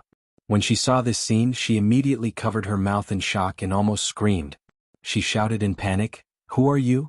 I won't allow you to hurt Master." As he spoke, he rushed towards a ghost head. As if the ghost head had a mind of its own, it changed its direction and directly bit her body. "Be careful." Tang Jing shouted in shock. This ghost head was not simple, it was condensed from yin qi and evil qi. If it was bitten, then these qi would enter the meridians and cause great harm to the human body. Linger pouted, her pink face was fiendish. She was not afraid at all. Instead, she rushed forward a few steps and said angrily, "You are not allowed to hurt Master." Just as the ghost head was about to touch Linger's skin, suddenly, a green light was emitted from her body. When the ghost head touched the green light, it immediately disappeared into thin air. Seeing that Linger was safe and sound, Tang Jing finally heaved a sigh of relief. In fact, ever since Linger had transformed into a human, he had never asked about Linger's strength. This time, seeing that the ghost head could not gain any advantage in front of Linger, he secretly guessed that although Linger was innocent, her instincts were not weak. Taking advantage of this gap, the dragon-trapping rope was like a nimble dragon, constantly churning. In an instant, the remaining 5 ghost heads were eliminated. "Linger, take Grandpa out, protect Grandpa," Tang Jing anxiously ordered. "Master, Linger wants to protect you." Linger volunteered. "They can't hurt me, Linger, your task is to protect Grandpa." Linger pouted. She seemed to be distressed and regretful that she could not protect Grandpa, but she did not object. She supported the unconscious Tang Dahai and stepped out of the house. "Shangxian, do you need my help?" Gui Qiansui also staggered to the door, but Xiaobai was lying on its back, too lazy to move.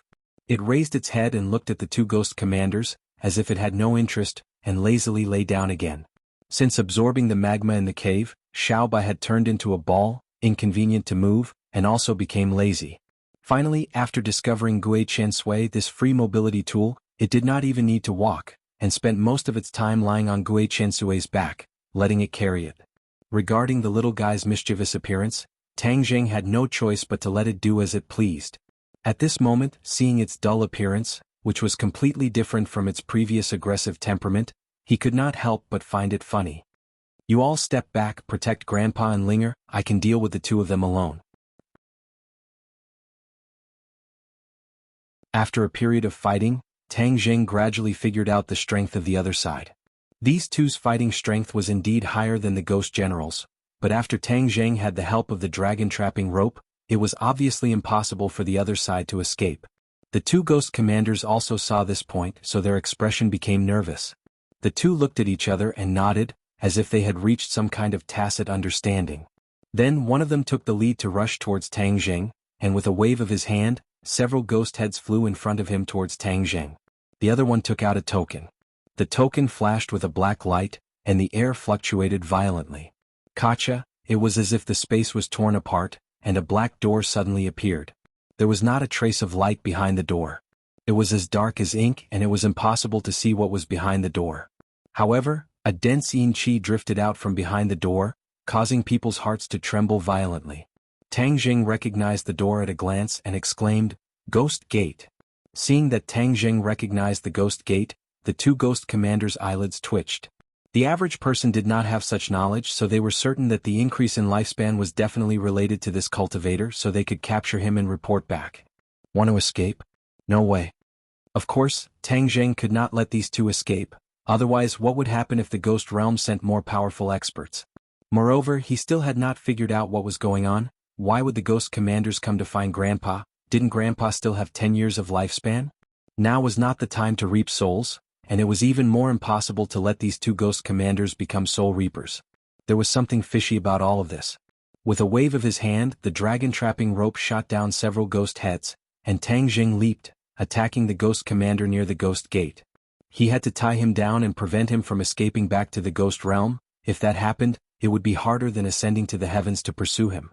The Ghost Commander seemed to be scared silly. Seeing Tang Zheng attack, he stood motionless in place as if waiting for Tang Zheng to attack. With a wave of the dragon-trapping rope, it immediately wrapped around the opponent, but the Ghost Commander rushed towards Tang Zheng, opening his arms and hugging Tang Zheng's waist. Tang Zheng felt a chill in his heart. What was going on? Before he could understand, he felt his back tighten. The other Ghost Commander had also pounced over, hugging him with both hands, one in front and one behind. The two of them were like drowning people grabbing onto a life-saving straw, not letting go no matter what. Then, carrying Tang Zheng, they flew into the Ghost Gate.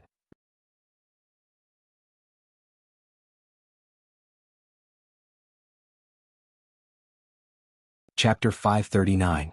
There was darkness in front of him, but soon, a ray of light entered his eyes. Tang Zheng could finally see his surroundings clearly. This was another world. It was incomparably dark, and the sky was also dark. This was definitely not the night, but another world. The dense yin qi reminded Tang Zheng that this was the Ghost Realm. This was the final resting place of the dead, and definitely not a place where a living person like him should go. The yin qi was like little worms that devoured his life, trying to drill into his body and kill him. He felt a chill in his heart and subconsciously circulated the ancient scroll of Tong Tian. The warm true qi flowed through his 8 extraordinary meridians and drove away the yin qi that wanted to invade his territory. His waist loosened, and the two Ghost Commanders jumped back, eerily laughing.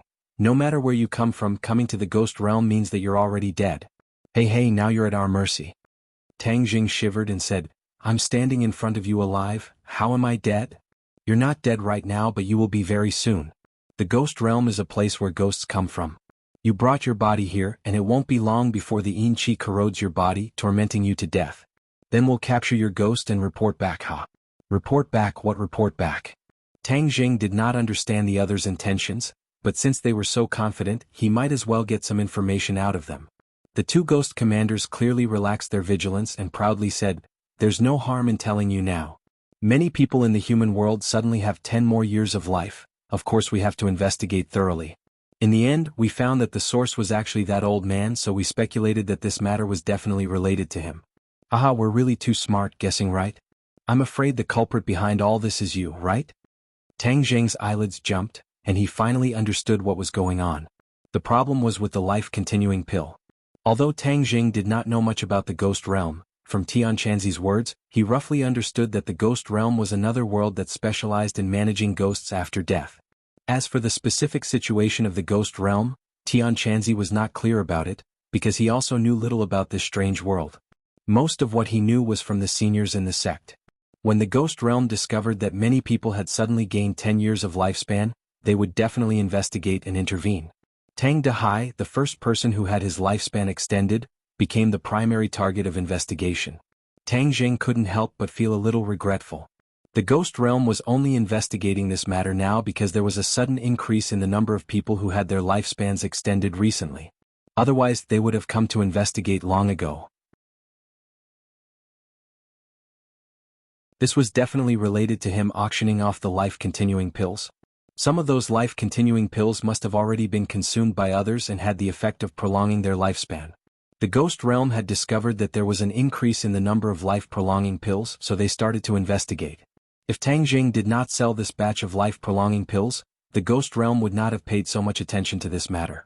Although the life-continuing pill is a good thing, it seems that it also has side effects. Attracting the ghost realm's investigation or pursuit for money is not a good thing. In the future, I can't wantonly refine the life-continuing pills. That would cause complete chaos and also bring me unnecessary trouble. Tang Jing silently made up his mind. Seeing that Tang Jing was silent, the two ghost commanders sneered, "Looking at your reaction, this matter was definitely done by you. We are very curious as to how you did it." Tang Jing coldly snorted and said, "It's none of your business. This is related to the survival of the ghost realm, how can we not care?" The ghost commander angrily roared. "The survival of the ghost realm? You should have heard of reincarnation, right?" Tang Jing nodded. This was Wuxia's oldest legend, but many people were skeptical because it was too mysterious. It seems that this was not an illusion but a real thing. Hee, foolish human, it seems that you do not know the details. That's fine, the Yinqi will still take some time, so we will tell you. After all, you will know after you die. The ghost commander proudly said. Tang Jing felt that there was nothing wrong with his body. Only then did he suppress the fear in his heart and listen to the other party show off. If he missed this opportunity, it would not be easy to hear these secrets again. The ghost realm is the same as the human realm. It is just another world with a different set of operating laws. When a person's life is up, they will die and their soul will leave their body and enter the ghost realm. After a period of time, these souls will be reincarnated and enter the human realm to become a human again. Do you understand? Tang Jing suddenly understood, but he was still full of doubt and asked, "You are saying that anyone can be reincarnated after they die?" "Anyone? Ah, what a joke, of course not. Do you think that everyone is so lucky? For example, people like you who disturb the order will be thrown into the 18 layers of hell after they die. They will suffer torment and pain until their soul is scattered, completely disappearing from this world. As for others, as long as they perform well in the ghost realm, they will naturally have a chance to be reincarnated as a human. Otherwise, they will be muddle-headed and enslaved in the ghost realm for the rest of their lives." When Tang Jing heard this, he was furious. After he died, he had to suffer the pain of the 18 layers of hell. Who set this rule? If an ordinary person heard this, they would have been scared to the point of kneeling and begging for mercy. But Tang Jing was different. As his strength grew stronger, he became more and more confident in himself. Only the pair of fists in his hands was the absolute truth. Only then could he defend his rights and dignity. Then who decides whether a person is enslaved or reincarnated? Of course it is the King of Hell. If you are chosen by the King of Hell, then you can naturally be reincarnated earlier, or enjoy glory and wealth in the ghost realm. Tang Jing felt a chill run down his spine. The ghost realm was just like the human realm, full of all kinds of ugliness. It turned out that everything was based on relationships. In an instant, he no longer had a good impression of the ghost realm, nor did he have the slightest respect or fear for them. I don't know what method you used, but it can actually increase a person's lifespan. If more and more people don't die, then the ghost realm will have no source of ghosts, and ghosts will have to be reincarnated at every moment. There will only be output but no input. In the end, there will be no ghosts in the ghost realm. Wouldn't that be chaos? But now that we have caught you, the main culprit, there will be no more troubles in the future. There will be an endless stream of ghosts entering the ghost realm. Aha, we can be carefree again. Why aren't you dead yet? A ghost marshal suddenly stared at Tang Jing and asked suspiciously. That's right, the Yin Qi should have already invaded his body. How can he still be standing there unscathed? Another ghost marshal exclaimed in disbelief. Tang Zheng's body was warm and he did not feel any discomfort. He gradually understood that perhaps ordinary people would definitely be killed by the yin qi in the ghost realm, but to him his pure yang energy had completely offset the yin qi, and the yin qi had no way of entering his body, causing the ghost marshal's plan to fail. Tang Jing sneered. He looked at the other party with ill intentions and said, "I already know the information I want, now it's your turn to die. I'm very curious if you can reincarnate after you die." Ghost Marshal's expression changed greatly. Although they were strong, they were still ghosts in essence. Once they were killed, their souls would scatter and they would completely disappear from this world. They would not have the chance to reincarnate. From the other party's reaction, Tang Jing had also guessed the answer, and his killing intent soared. These two people already knew his identity, so they definitely could not let the tiger return to the mountain. Tang Jing roared, and summoned the heaven-shocking bow and the sun-shooting arrow. In the ghost realm, he did not have to worry about the problem of destructive power. The stronger the external force, the sooner he could take care of them. Tang Jing pulled open the bow and arrow, and the expressions of the two ghost marshal changed, because they could already feel a powerful aura from the bow and arrow. "Let's go all out." Ghost Marshal looked at each other and roared. With a wave of his hands, two bells appeared in their hands. The bell was silent, but every time it shook, the cold wind between heaven and earth would become even stronger. Waves of ghost cries came from all directions, causing people to shudder. Previously, I was unable to unleash the full power of the soul-summoning bell in the mortal world. Now I'll let you try it. The ghost commander roared out. The more the bell rang, the more anxious it became, causing sand and stones to fly.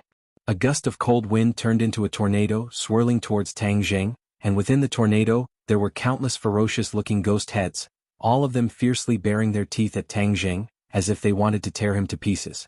Tang Jing was like still water. The heaven-shocking bow was pulled into a full moon, and seeing the tornado blowing over, he slowly released his fingers.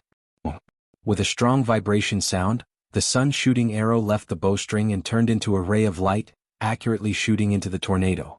Boom, boom, boom, boom. A series of explosions sounded out one after another.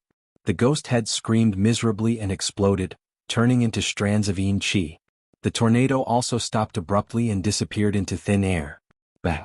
The soul-summoning bell in the hands of one of the ghost marshals shattered into pieces with a clang, scattering all over the ground. He spat out a mouthful of blood and staggered backwards. This. How could he be so powerful? Just who are you? The ghost marshal screamed in shock. The other one had blood at the corner of his mouth and looked like he was on the verge of collapsing. He screamed, "Run!" He turned around and ran. Obviously this one was much smarter. He knew that the only reason he was able to fight to a draw with the other party was because the other party did not take out this great killing weapon.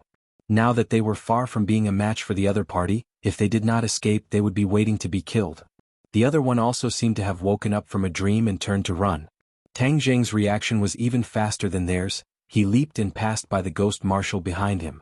While he was still in the air, he pulled open the heaven-shocking bow and shot out the sun-shooting arrow, straight towards the ghost marshal in the distance. Boom! The sun-shooting arrow accurately pierced into the opponent's body and exploded. A miserable scream came to an abrupt end as the ghost marshal turned into black smoke and dissipated into the air. Tang Jing landed steadily on the ground and turned to face the ghost marshal who was rushing forward. The other party anxiously stopped and looked at Tang Jing in fear and uneasiness, shouting, "If you kill me you will cause a huge mess. If you go against the ghost realm you will definitely die." The corner of Tang Jing's mouth curled up into a cold smile and said, "Killing one is also killing, killing a pair is also killing.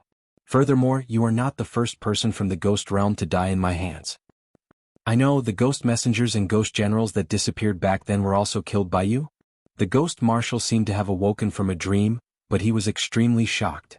"Since you know, then prepare to die."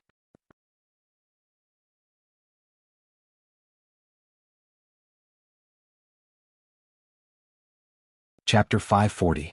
Seeing the other party crush the ghost tablet, Tang Jing did not have time to stop him. His face sank as he asked, "Without this ghost tablet, you want to trap me in the ghost realm? Consider yourself smart. Even if I can't kill you, I will trap you so that you will never be able to reincarnate." The ghost commander gritted his teeth and said. Tang Jing did not think much of it and said, "Is that so? I'm afraid you've miscalculated. Look at what this is. Tang Jing took out a black token. If this was not the ghost tablet, then what was it? When he killed the ghost messengers and ghost general, he naturally obtained this ghost tablet. He knew that the ghost tablet could summon the ghost gate and connect the two worlds. Seeing the ghost tablet, the ghost messenger's expression changed greatly as he exclaimed, "How do you have the ghost tablet?" Just as he finished asking, he suddenly realized, "I know you killed them, so you obtained the ghost tablet." The corner of Tang Jing's mouth rose as he said, "Now you can give up. You want to trap me in the ghost realm?" Wishful thinking. The ghost commander retreated step by step, his face filled with panic. He suddenly knelt in front of him and cried bitterly as he begged for mercy, "I beg you, let me go. I won't say anything."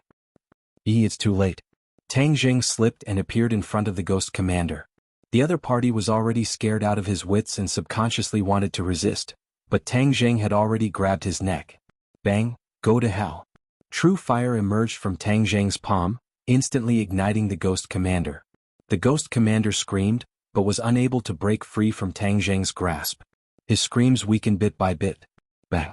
With an explosion, he turned into wisps of yin qi and scattered with the wind. Tang Jing clapped his hands. After confirming that he did not leave behind any clues, he looked up. The sky was still dark, like the scene before a storm. From time to time, a cold wind would blow by, cold and awe-inspiring. What entered his eyes was a desolate area without any buildings. Even the ground was dark, as if it had been burned by fire. This is the ghost realm. It is indeed very different from the human world. The king of hell has set his eyes on the matter of extending his lifespan, and the ghost marshal he sent this time failed miserably. I wonder if he will send someone even more powerful. Tang Jing furrowed his brows. This problem really troubled him. Forget it. Let's go home and see how Grandpa is doing. He remembered that Grandpa had been in a coma. He didn't know how he was doing now. His true chi flowed into the ghost token. With a flash of black light, a ghost gate appeared in front of him. He leaped into the ghost gate. In the next second, he appeared in his grandfather's room, only to see Ling Er staring at the air with her head tilted to one side. It seemed that with her understanding, it was very difficult for her to understand such a sudden disappearance, but she had been waiting foolishly because she believed that her master would definitely return safely. When she saw Tang Jing's figure reappear, she immediately cheered and jumped directly onto Tang Jing's body. Like a sloth, she tightly hugged him, afraid that he would disappear again in a blink of an eye. "Master, Linger thought that you had abandoned me. You finally came back. Linger is so happy." Linger said pitifully. Tang Jing laughed involuntarily. He touched her head and asked, "Where is grandfather?" "Grandfather is lying on the sofa. I let Xiao Bai and Gui Qiansui look after him," Linger said. Tang Jing strode into the living room. He saw his grandfather's eyes were closed as if he was sleeping soundly. Xiao Bai and Gui Qiansui quietly guarded him. Seeing Tang Jing return, Xiao Bai rolled his eyes and drooped his head. It seemed that he had expected him to be safe and sound. Gui Qiansui was pleasantly surprised. "Immortal." Tang Jing nodded. He held his grandfather's hand. A trace of Jin Qi wandered inside his grandfather's body. He checked and found that there was no major problem. He heaved a sigh of relief. In fact, if he had appeared a little later, the old man's soul would have been taken away from his body. Even if it was returned, it would cause great harm to his body. Fortunately, the soul did not completely leave the body. Tang Jing stopped it, so the old man luckily escaped. However, the old man's body was still invaded by a bit of yin qi, so he was unconscious. But it was all dispersed by Tang Jing's Jin qi. The old man would not wake up for the time being. Tang Jing did not intend to tell him about last night's big matter. He did not want him to worry in vain. So he told Ling Er and Gui Qiansui not to reveal half a word to their grandfather. Then he took advantage of the night to buy furniture. Because the old man's room had become a mess, almost all the furniture was destroyed. Of course, Tang Jing could only buy new furniture. Fortunately, he had Lin Hu and Fire Phoenix, the two former local tyrants. Even in the middle of the night, they could gather a lot of furniture. When the sky turned white, he had already renovated the old man's bedroom. At this time, the old man faintly opened his eyes and looked around curiously. He thought he was dreaming. This was not his room at all. Seeing his grandson in front of him, he knew that all this was real. Of course, he could not help but ask. Tang Jing had already thought of a countermeasure. He directly said that he was filial to him. He specially took advantage of the old man's sleep to change his clothes. He wanted to give him a surprise. Fortunately, the old man gradually got used to Tang Zheng's unusual behavior. Although he was distressed and complained about spending money, he did not say anything more. Only then did Tang Zheng let out a sigh of relief and quietly got busy. Today was the most important day of the year, New Year's Eve. Therefore, Tang Zheng did not bat an eyelid as if nothing had happened last night. He started to get busy early in the morning. But before she could get busy for a while, Lan Yu came to visit. She had fought hard for the opportunity to participate in this group year from the old man, so of course she had to perform well. However, she was not the only one who rushed over early. Mu Hongyan brought Nana over very quickly. The house immediately became lively and happy. New Year's Eve was an important day for the people of Wuxia. Not only the ordinary people but also the officials and even some mysterious organizations were jubilant on this day. Looking at the red lanterns hanging everywhere, Wu smiled from the bottom of his heart. After returning to the martial sect alone, the sect master asked her where Mistress had gone. According to Mistress's instructions, she perfunctorily passed over. Regarding this, she felt extremely guilty. Since she was young, she had never hidden anything from the sect master. This time she had no choice but to make an exception. This was because Mistress had warned her with certainty and seriousness that if the news of her looking for Tang Zheng were to spread, it was very likely that there would be a huge mess. Wu did not suspect that this was Mistress's alarmist words, because she did not doubt Mistress's judgment at all. Looking at the sky outside the high wall, her thoughts could not help but drift away. Mistress was alone in the ordinary balance. How was it? How was he getting along with the despicable Tang Zheng? Yes, she now defined Tang Zheng as a despicable fellow. This guy didn't know what was good for him. He actually treated Mistress so cruelly. She couldn't help but want to rush up and beat him up. Of course, in the dead of night, another thought would appear in her mind. She had done that kind of thing with that guy. If he were to return to the martial sect in the future and reunite with the sect leader's family, how would she get along with him? Back then, the sect master had said that he would adopt her for that day. That time, according to the sect master's orders, she gave herself to Tang Zheng. Could it be that the sect master already knew that Tang Zheng would explode one day? How could he foresee the future? Moreover, since the sect master knew that Tang Zheng was still alive, why didn't he look for him before?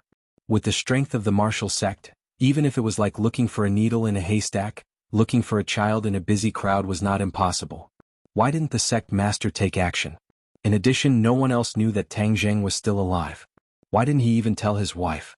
Wasn't that too cruel? She calmed down and thought about it one by one. She found that there were many suspicious points. The sect master and mistress that she was very close to had too many secrets that she was unable to understand. Even the entire martial sect was covered with a layer of mystery. Even she, who grew up in the martial sect, was unable to see through it. Unknowingly, her delicate eyebrows were tightly knitted together. She retracted her gaze from the distant horizon. The people of the martial sect were constantly busy preparing for the New Year's Eve banquet. The martial sect also had to celebrate the new year. During the martial sect's childhood, for 365 days, other than the New Year's Eve, they had to practice hard on the rest of the days. Therefore, whenever the new year was approaching, she would silently hope that the day would come quickly so that she could play without any worries. Now that she had grown up, this feeling was getting fainter and fainter. Everything had turned into a meeting. But when she thought about it carefully, she felt that those days were exceptionally beautiful. Suddenly, her gaze turned cold as it locked onto two people who walked in from the door. One was the great elder, the other was an old granny.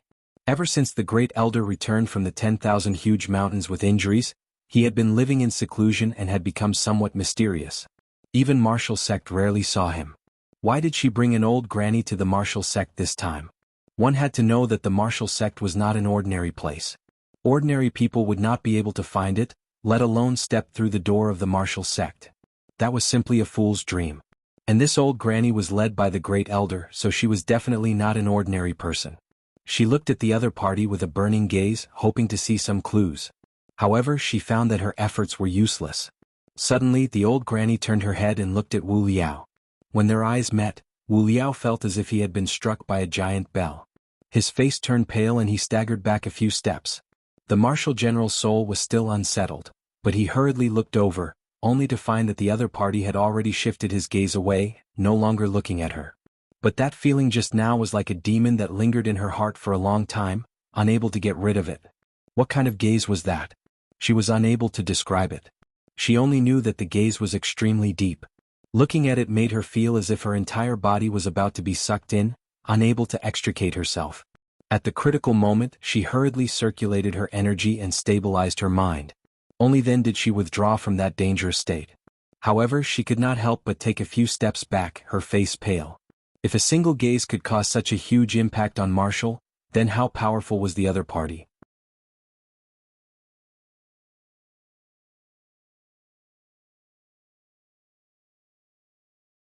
Chapter 541. This old woman was no ordinary person, but the palace master of the Li Palace. Wu Junshan was surprised to see her. This was the first time the palace master of the Li Palace had come to visit him since he took charge of the martial arts sect. As the saying goes, those with good intentions don't come. Although the Li Palace and the martial arts sect were one of the two mysterious organizations, they didn't have much interaction with each other, let alone friendship. What was the reason for her sudden visit? Wu Junshan had a few thoughts in his mind as he quickly walked to the door. The two of them were of similar status, and because the princess was older, Wu Junshan didn't want to neglect her to prevent others from gossiping. Wu Junshan cupped his hands and bowed. Palace Master Li, what a rare guest. It turned out that both the palace master and the holy maiden were surnamed Li, and the palace master was called Granny Li. She was still leaning on her walking stick, like an old woman with one foot in the grave. Her eyes were completely covered by wrinkles. She looked at Wu Junshan with a smile and said, "Sect Master Wu, how have you been?" "Thank you for your concern, Palace Master Li. I heard that you've been cultivating in seclusion for a long time, and it seems that you've gained a lot." Wu Junshan said meaningfully, but his heart was shocked. In the past, his cultivation was on par with hers. Although she had lived for decades and cultivated for decades longer, Wu Junshan was quite talented in martial arts and could be called a genius. Therefore, he had reached the 7th level of the Grandmaster realm in his middle age. But now it seemed that the older the ginger, the spicier it was. Granny Li had surpassed him and reached the 8th level of the Grandmaster realm. Wu Junshan knew that the further one went on the path of martial arts, the harder it was to break through each level. It was not easy for Granny Li to achieve this. However, Wu Junshan wasn't jealous, nor was he discouraged. He believed that with his talent and hard work, he could surpass her in the future. Sometimes, age could be the biggest advantage. Wu Junshan was younger than Granny Li by a few decades. One day he would stand at the peak again. Granny Li smiled. Wrinkles covered her face like the bark of an old tree, contrasting sharply with Wu Junshan's smooth and delicate skin. "What brings Palace Master Li here?" Wu Junshan asked. Granny Li took a deep look at the other party and said, "Of course it's an important matter. I heard that something unexpected happened to the martial sect. 3rd Elder and 4th Elder both met with misfortune. This is really a pity." Wu Junshan's expression did not change, but his heart skipped a beat. He said, "The 2 elders sacrificed themselves for the martial sect. Everyone in the martial sect respects them. Indeed, I miss them very much. Back then, this senior had a lot of interactions with them." If the old sect master was here, perhaps he would not hesitate to make the murderer disappear from this world, Grandma Li said meaningfully. Wu Junshan's expression turned solemn as he asked, "What do you mean, Palace Master Li? I just heard that the murderer is still at large and I feel a little regretful. Alright, I also heard that the culprit was actually a cultivator. Hasn't the martial sect always adopted a zero-tolerance attitude towards cultivators? Why is it that this time the murderer is being ignored?" Wu Junshan's expression became more and more serious as he stared at Granny Li and asked, "Is there a hidden meaning in your words?" Is there? Palace Master Li, this is the martial sect's business. There is no need for outsiders to tell us what to do," Wu Junshan said bluntly. "Sect Master Wu has such a big temper. Even when the old sect master was alive, he did not have such a temper with me. Truly, the new generation excels the old. I'm just stating the facts. Today is New Year's Eve. If Palace Master Li is sincerely here as a guest, then this Wu will welcome you with open arms. If Palace Master Li wants to use your status to tell us what to do, then I'm sorry, but this Wu has no time to argue with you," Wu Junshan said grandly. Granny Li's smile did not fade as she said, "I have been friends with the old sect master for many years. Since he is no longer here, of course I have to ask about the martial sect. The martial sect master is young and hot-blooded. If he makes a mistake and brings serious consequences to the martial sect, then I won't have the face to meet the old sect master in the future." Although these words were said casually, there was a lot of information in her words. She really wanted to fight to the death and interfere with the martial sect's business. Wu Junshan's heart burned with anger. The martial sect and the Li Palace had not interfered with each other all these years. If she wanted to interfere just because of a few words, then what was Wu Junshan? See the guest out. Wu Junshan directly sat back in his chair and coldly shouted. Granny Li did not move and no one asked her to leave. Wu Junshan's thick eyebrows formed a Chuan character. He turned his head to look at the indifferent head elder.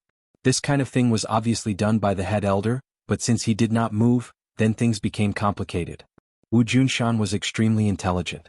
He immediately sensed that something was amiss. Suppressing his anger, he repeated, First elder, see the guest out.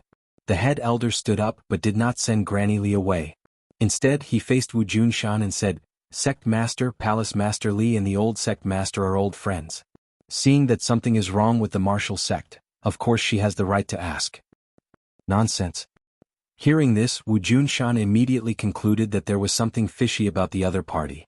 They really did not come with good intentions. Bang. He slammed his palm on the armrest of the chair, making a loud noise. He shouted, How can an outsider interfere in the martial sect's affairs? Head elder, as an old member of the martial sect, don't you understand this principle? The head elder was not afraid at all. He said, Of course I understand. But this matter concerns the survival of the martial sect.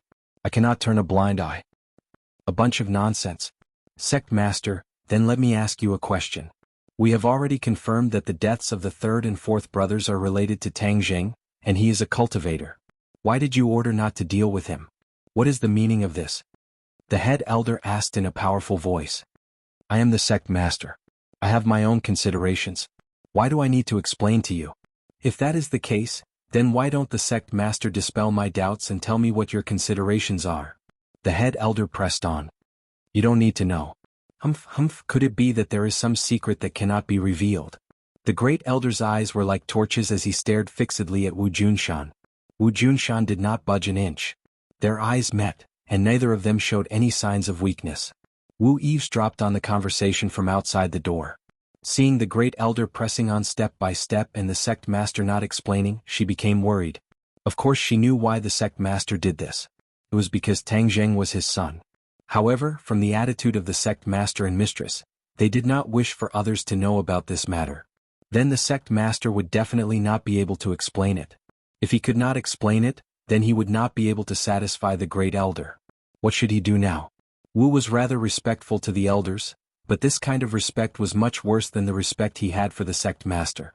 Especially when she saw the great elder bringing an outsider to the sect master to denounce him, her impression of the great elder plummeted. The two of them being so aggressive towards the sect master made her extremely angry.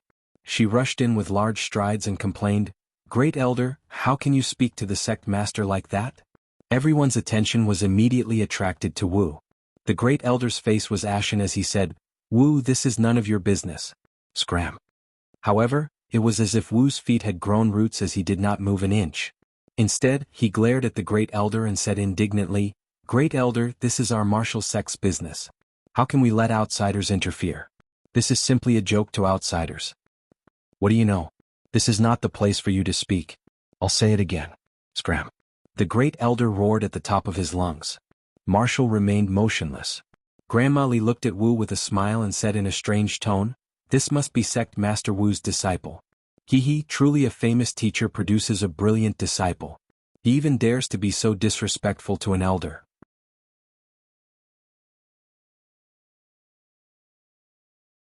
If the old sect master were to know of this, I wonder what he would think. In front of outsiders, a junior dared to speak to him in such a manner. It was truly disrespectful. The great elder was so angry that smoke came out of his 7 orifices. His face was red as he roared, Since you don't know the rules, then I'll teach you the rules so that outsiders won't laugh at you. As soon as he finished speaking, he charged towards Wu like a bolt of lightning. Wu was shocked. The great elder actually dared to teach her a lesson in front of outsiders. Not only was this a slap to her face, it was also a slap to the sect master's face. Since when did the great elder dare to act so recklessly? Of course, Wu was not a match for the great elder. Just as he was about to move, he was locked onto by the other party's gaze. No matter what he did, he was unable to escape that slap. Wu did not care about being injured. Could even be said that death was not regrettable. However, he cared about the sect master's face. Stop! Wu Junshan angrily roared. He had already disappeared from his chair and was standing in front of Wu. He reached out his hand to block. With a pung sound, the great elder flew backwards. He staggered as he landed on the ground. He was in an extremely sorry state. Wu's heart still had lingering fear, but she also let out a sigh of relief. She was pleasantly surprised as she looked at the back of the figure in front of her. The sect master was too good to her. Not only was he her master, he taught her profound martial arts. He also protected her in all aspects. He did not even hesitate to use force against the great elder. Pa pa pa. Crisp applause rang out. Grandma Li clapped her hands with a face full of smiles and said, "Wonderful." Sect Master Wu did not hesitate to use force against an elder for his disciple. He truly is a role model for a master. Wu Junshan frowned and said, "Palace Master Li, the martial sect does not welcome you. Please leave." "Hehe, if you want to drive me away, it won't be that easy. If this matter is not cleared up, I will not leave," Grandma Li said. The great elder also stood beside Grandma Li and said, "If we do not clear up this matter, we will not be able to face the spirit of the old sect master in heaven. It is possible that the 100 years of the martial sect's foundation will be destroyed in a day. Palace Master Li is an honored guest that I invited to be a witness to this matter. Sect Master, today we must get to the bottom of this matter. Why exactly are you protecting that Tang Zheng?" Wu Junshan coldly snorted and did not comment.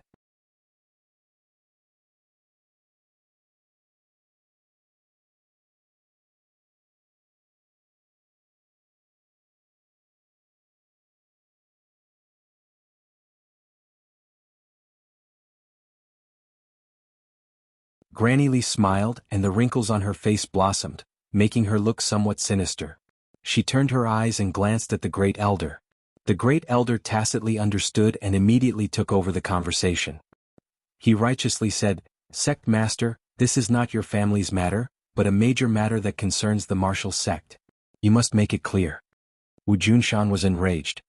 "Grand Elder, since when is it your turn to question me? Who taught you the rules? This is going against your superiors, do you understand? That's not right. When the old sect master passed the position to you, he clearly said that the four of us would assist you in governing the martial arts sect, so as to prevent you from making any mistakes. Although third brother and fourth brother are no longer here, second brother and I have the responsibility and obligation to correct your mistakes in time, so as to prevent the martial sect from being led into a situation of eternal damnation," the great elder said with certainty. "I am the sect master. How can you interfere with my words and actions? Grand Elder, you have colluded with outsiders to interfere with the martial arts sect's matters. You have already broken the rules set by our ancestors. Are you forcing me to use the family's laws?" Wu Junshan was a smart person. He took the initiative to point out that the other side had colluded with outsiders. This was a crime that all the sects and personnel hated. No one liked people who lived off others while helping others. But the great elder was not intimidated by this crime. He fearlessly said, "Do you want to use this crime to nail me to death?" Humph, the old sect master had long expected this day to come. He left behind a personal letter. "If you do not listen to the advice of us elders, we have the right to remove you from the position of sect master and find someone else to replace you." As he spoke, he carefully took out a tightly wrapped letter from his bosom. Unfolding it, it was surprisingly carved with words. "Take a look and see if this is the old sect master's handwriting?" the great elder asked proudly. Wu Junshan's pupils shrank as he stared at the letter. His mind was greatly shaken. Of course he recognized the old sect master's handwriting. Without a doubt, this was the old sect master's handwriting. Moreover, it was as the great elder said. If Wu Junshan did not listen to the elder's advice and did something harmful to the martial arts sect, the elders had the right to remove him and replace him with someone else. When he passed the position to me, he was actually on guard against me. No wonder he appointed the four elders to assist me. This is to monitor me and be on guard against me. Wu Junshan silently thought. He had a close relationship with the old sect master. Like Wu Junshan, he was also an orphan raised by the old sect master. The two of them were like father and son. However, he never thought that the old sect master would be on guard against him. Knowing this fact really caused him to have mixed feelings, and his heart was as cold as ice. A person he respected and trusted had been on guard against him from the beginning to the end, treating him like an enemy. This feeling could only be best understood by the person involved. Of course, he did not suspect that the Great Elder had forged this letter. Because each stroke was carved with a knife and an axe, no one else could forge the charm. However, Wu Junshan's reaction was extremely fast. A strange look flashed across his face, but he immediately calmed down and shouted, "Ridiculous, Great Elder, you colluded with outsiders to steal my sect master's position. You are truly deranged. You actually used such a despicable method. You did not hesitate to imitate the old sect master's handwriting to force me to do it. However, you are wrong. If I really did do it, then the old sect master would not be able to rest in peace. Since you colluded with outsiders, then you are a traitor of the martial sect." Man. Wu Junshan roared, and a group of people rushed in through the door. The Great Elder has colluded with outsiders with ill intentions. He has already betrayed the martial sect. Capture him. Wu Junshan took the initiative and announced righteously. Everyone looked at each other, not knowing what to do. The Great Elder's face was ashen as he roared angrily, "Wu Junshan, you are slandering me. You clearly have an ulterior motive. Not only did you go against the martial sect's principles, you may even lead the martial sect to eternal damnation. That's why you're the traitor of the martial sect. Disciples of the martial sect, listen to my orders. We've already removed Wu Junshan from the position of sect leader. Capture him and punish him." The two of them spoke righteously. Everyone looked at each other, not knowing who to listen to. After all, these two were the highest in the martial sect. Seeing this, Wu Junshan stomped his foot and shouted angrily, "Are you going to disobey?" Everyone's heart trembled. No longer daring to hesitate, they swarmed towards the Great Elder. The Great Elder was furious as he shouted, "You dare to listen to the orders of a traitor? Death is not enough. I will help the sect master clean up the sect." The Great Elder was like a fierce tiger descending from the mountain as he rushed into the crowd. Every move he made was extremely ruthless. All of them were killing moves. The people at the front immediately fell to the ground, blood splattering everywhere. Blood immediately filled the air, stimulating people's nerves, causing the blood in their blood vessels to become restless. Granny Lee was still smiling. No one could get close to her. She was like an outsider spectator watching the group of people kill each other. Her wrinkles relaxed. Hee interesting.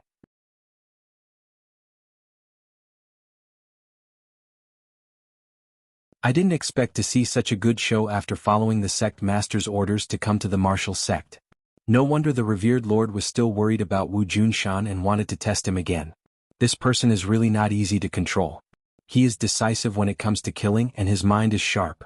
If not for sufficient preparation, I'm afraid that the backup plan left behind by the old sect leader would be useless, unable to withstand a single blow. Granny Lee silently pondered as she turned her gaze towards Wu Junshan. His eyes were filled with murderous intent, and his tall stature gave him the aura of an ambitious and ruthless person. An ambitious and ruthless person? There are many ambitious and ruthless people in this world, but they are not worth mentioning in front of the sect master. The martial sect and the Li Palace are the sect master's chess pieces. How could the sect master watch as the chess pieces leave his hands?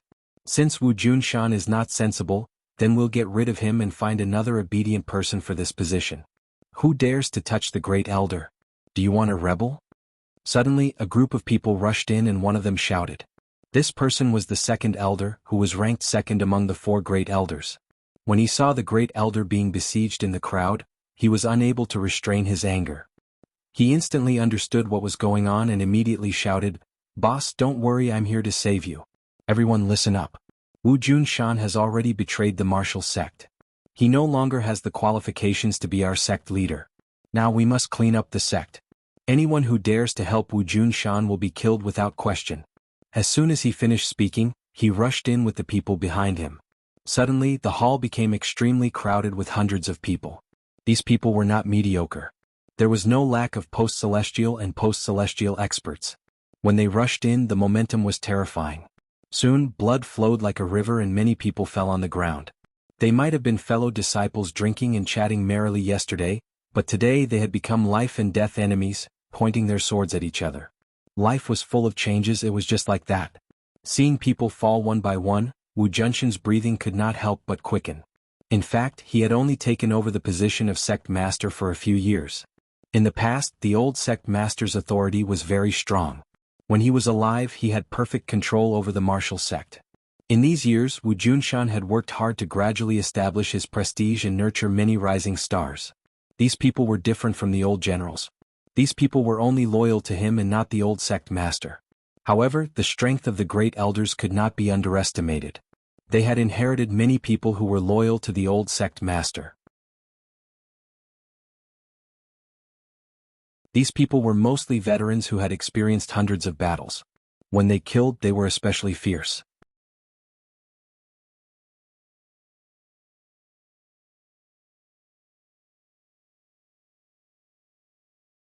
Chapter 543. Wu Junshan felt as if a knife was being twisted in his heart as he watched his fellow disciples fall into a pool of blood. Wu Junshan was furious and was about to charge into the battle, but Wu Junshan was one step ahead of her. His figure flashed and blended into the crowd. Bang, bang, bang. Everywhere he passed, people were sent flying, and all of them fell to the ground far away. No one could stop his powerful attack. However, he didn't kill them. After all, they were his subordinates. Elders, look at what you've done. Wu Junshan roared. He was already in front of the first elder. The first elder hurriedly retreated, but there was no way he could escape. Wu Junshan drew a circle in the air with one hand and the first elder was enveloped by a vast power. No matter how hard he tried, he couldn't escape the circle. Wu Junshan's palm was like thunder hitting the first elder's chest. The first elder staggered back, but Wu Junshan quickly caught up and grabbed his arm. With a tug, the first elder bounced back and was about to fall into Wu Junshan's palm. Wu Junshan's series of attacks were as fast as lightning. Although the first elder was also a master, the difference between them was like heaven and earth. Seeing this, the second elder wanted to help, but it was too late. The people who followed Wu Junshan's orders were all excited.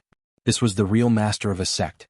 This aura, this method, no one in the sect could be his opponent. No matter what tricks they played, they couldn't withstand a single blow from this absolute power. However, some people weren't optimistic. Wu kept frowning as she looked at Granny Li. Suddenly she saw a blur in front of her and Granny Li disappeared. In the next second, she appeared between the first elder and Wu Junshan. She tapped the air with her walking stick. There was nothing strange about it, as if it was an ordinary attack. However, the aura created by Wu Junshan collapsed, causing the first elder to heave a sigh of relief. Wu Junshan didn't retreat. Instead, he quickly followed. His 5 fingers had already locked the first elder's shoulder blade, preventing him from moving. Although the great elder was a martial scholar, he was still like a puppet in Wu Junshan's hands. He was in a very sorry state. Granny Li chuckled and pointed her crutch at Wu Junshan's wrist. This time it was not pointed at the void but at Wu Junshan's wrist. It was so fast and accurate that it was impossible to dodge. Wu Junshan's expression changed, but he still didn't retreat. He let out a low roar and drew a circle in front of his chest with his other hand. The air vibrated, enveloping the incoming crutch. Boom. Chi energy flew out in all directions as if they were blown away by a tornado. One after another, they staggered backwards. Those who were not strong enough even fell on their butts on the ground, looking extremely pathetic. Wu Junshan only saw a silhouette flash before his hands were empty.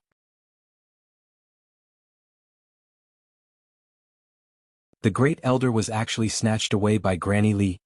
Granny Li quickly retreated and pulled away from Wu Junshan. Marshall's mind was greatly shaken. The sect master had always been an invincible figure in her heart, but in this exchange of blows, he had actually fallen into a disadvantageous position. This caused her to be extremely shocked. Biting her lips, she really wanted to go up and help the sect master. However, she knew that in a battle of this level, her cultivation was not even qualified to be a bystander. On the contrary, she would only add fuel to the fire. Wu Junshan's face was gloomy. There was not much change in his mind, but a storm had already set off in his heart. There seemed to be only a fine line between the 8th level and the 7th level of the Master Realm, but the real gap between the two sides was not to be underestimated.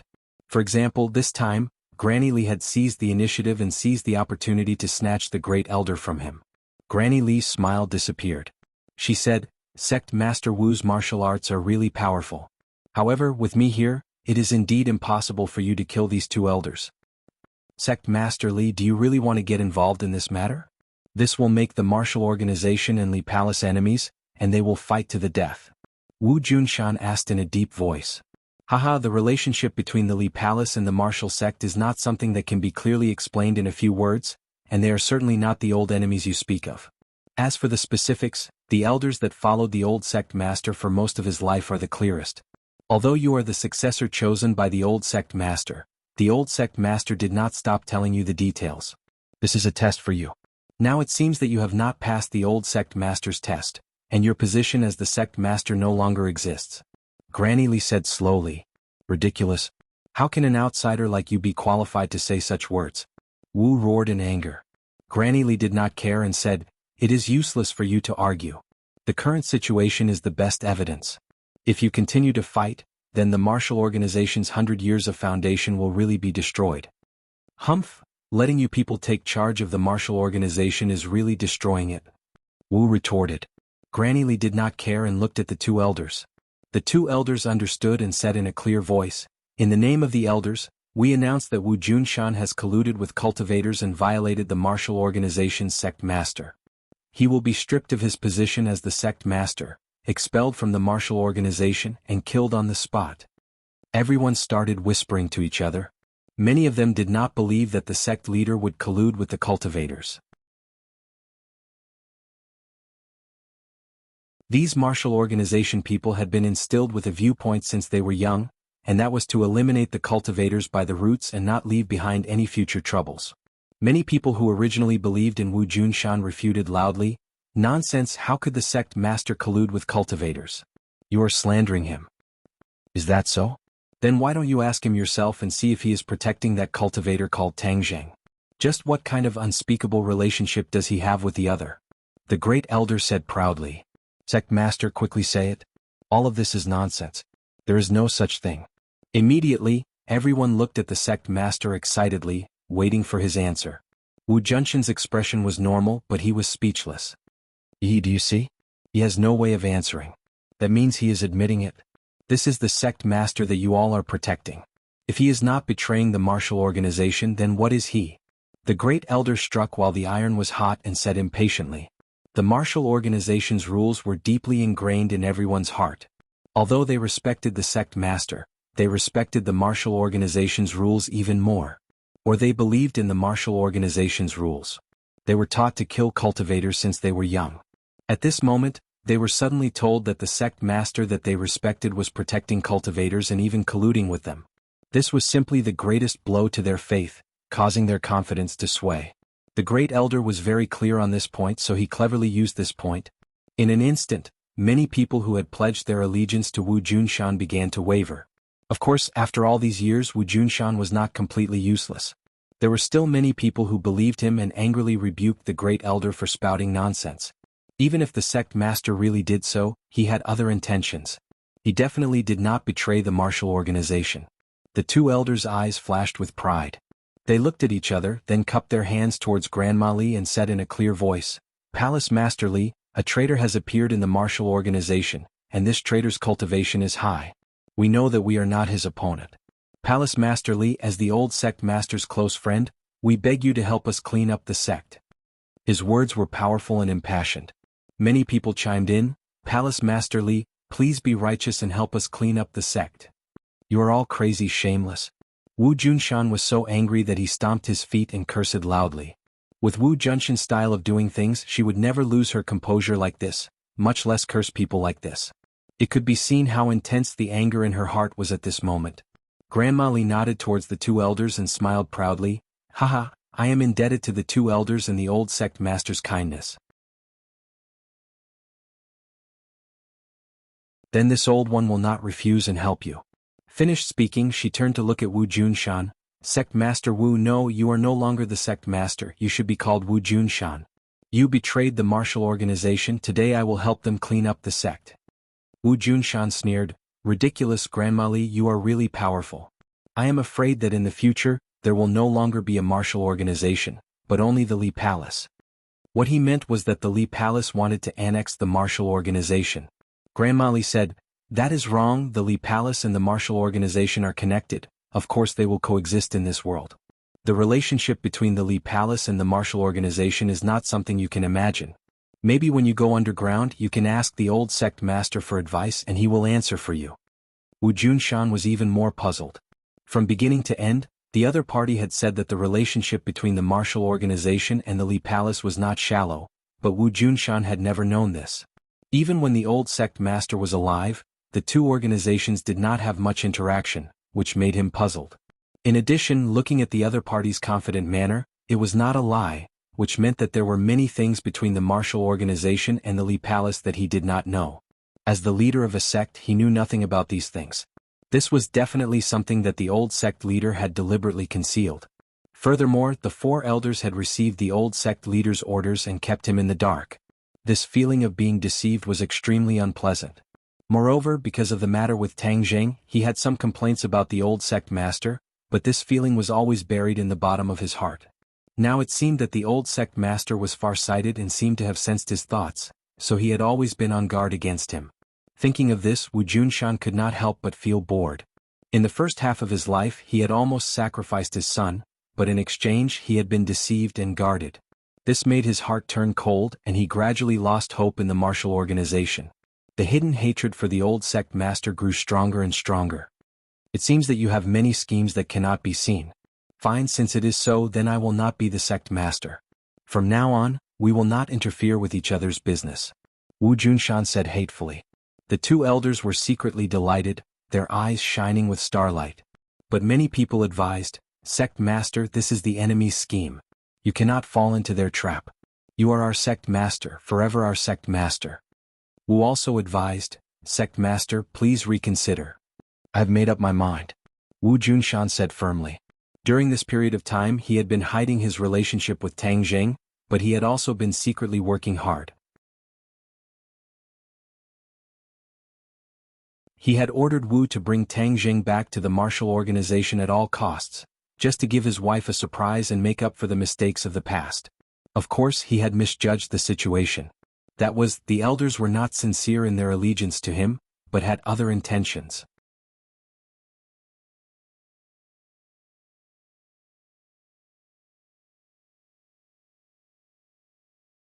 Chapter 544. Wu Junshan had already made up his mind. "I have made up my mind.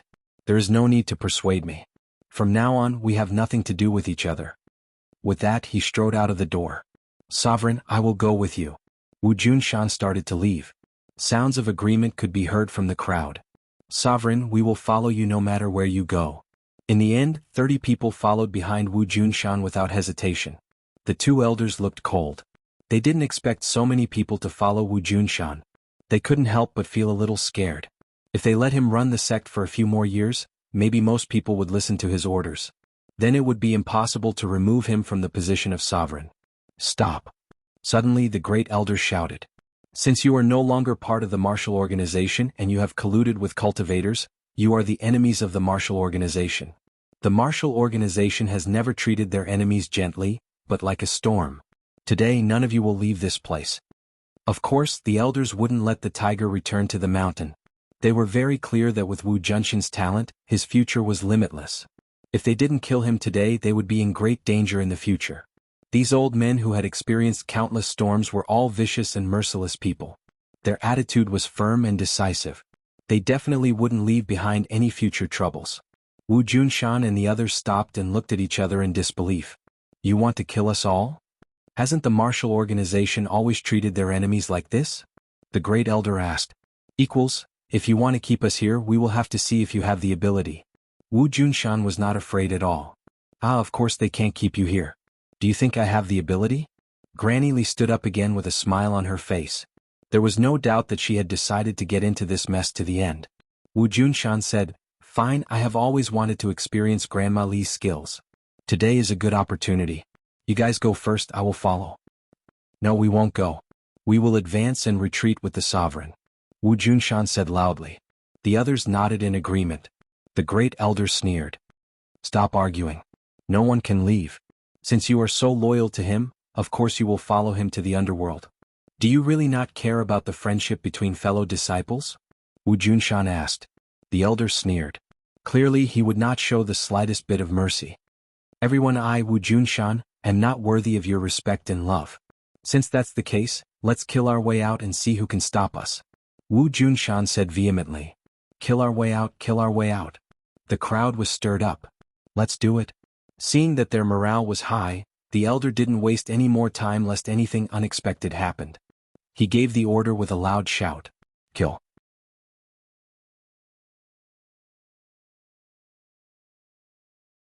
Their shouts shook the sky as if they wanted to lift the roof. The crowd immediately started fighting again.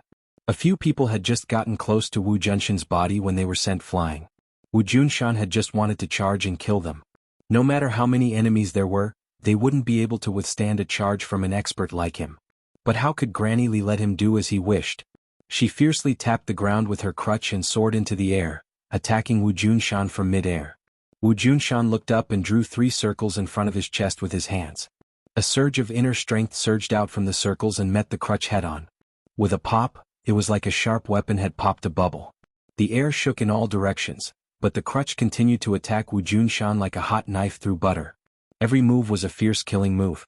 Obviously, Granny Li didn't show any mercy. This was her style. Once she had decided on something, she would do it without hesitation. This matter was personally instructed by the High Lord, so of course she didn't dare to be negligent. The martial organization and Li Palace were the 2 chess pieces in the High Lord's hands. Now that one of the chess pieces was disobedient, she naturally had to ensure that this chess piece returned to the right path. For someone like Wu Junshan who disrupted the game, she would not show the slightest bit of mercy. The High Lord is really observant. He didn't miss a single detail and killed all the dangerous factors in the cradle. Granny Li was full of admiration. Only after fighting with Wu Junshan did she understand how powerful he was. In the future she really would not be able to deal with him. Moreover, she believed that he had a better chance of breaking through to the Martial King realm in the future than she did. Leaving such a disaster alive would be a huge problem for her, Li Palace, and even the High Lord. Granny Li's eyes were filled with killing intent. With a low shout, the strength of the crutch in her hand increased by 30%. She was determined to kill Wu Junshan in one hit. Wu Junshan had nowhere to retreat.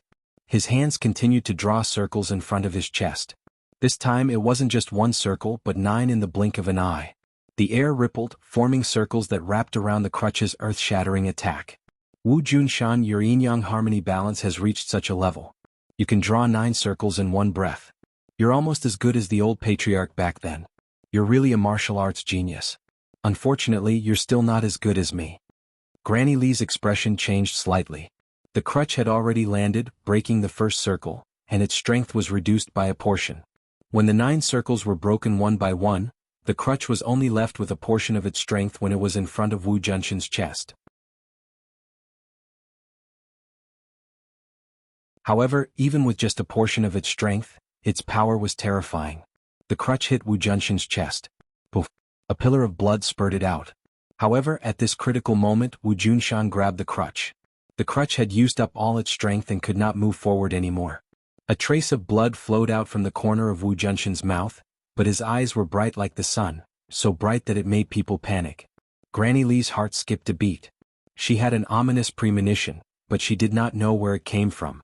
Wu Junshan opened his mouth and shouted, "Shadow, do it!" Swoosh! A sword light lit up on the ground without any warning.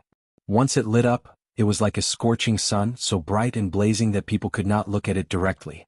This sword light appeared behind Granny Li, so it was impossible to guard against it. This crowded hall was filled with people. Everyone was surrounded by many people, so no one expected such a sword master to be hiding among them.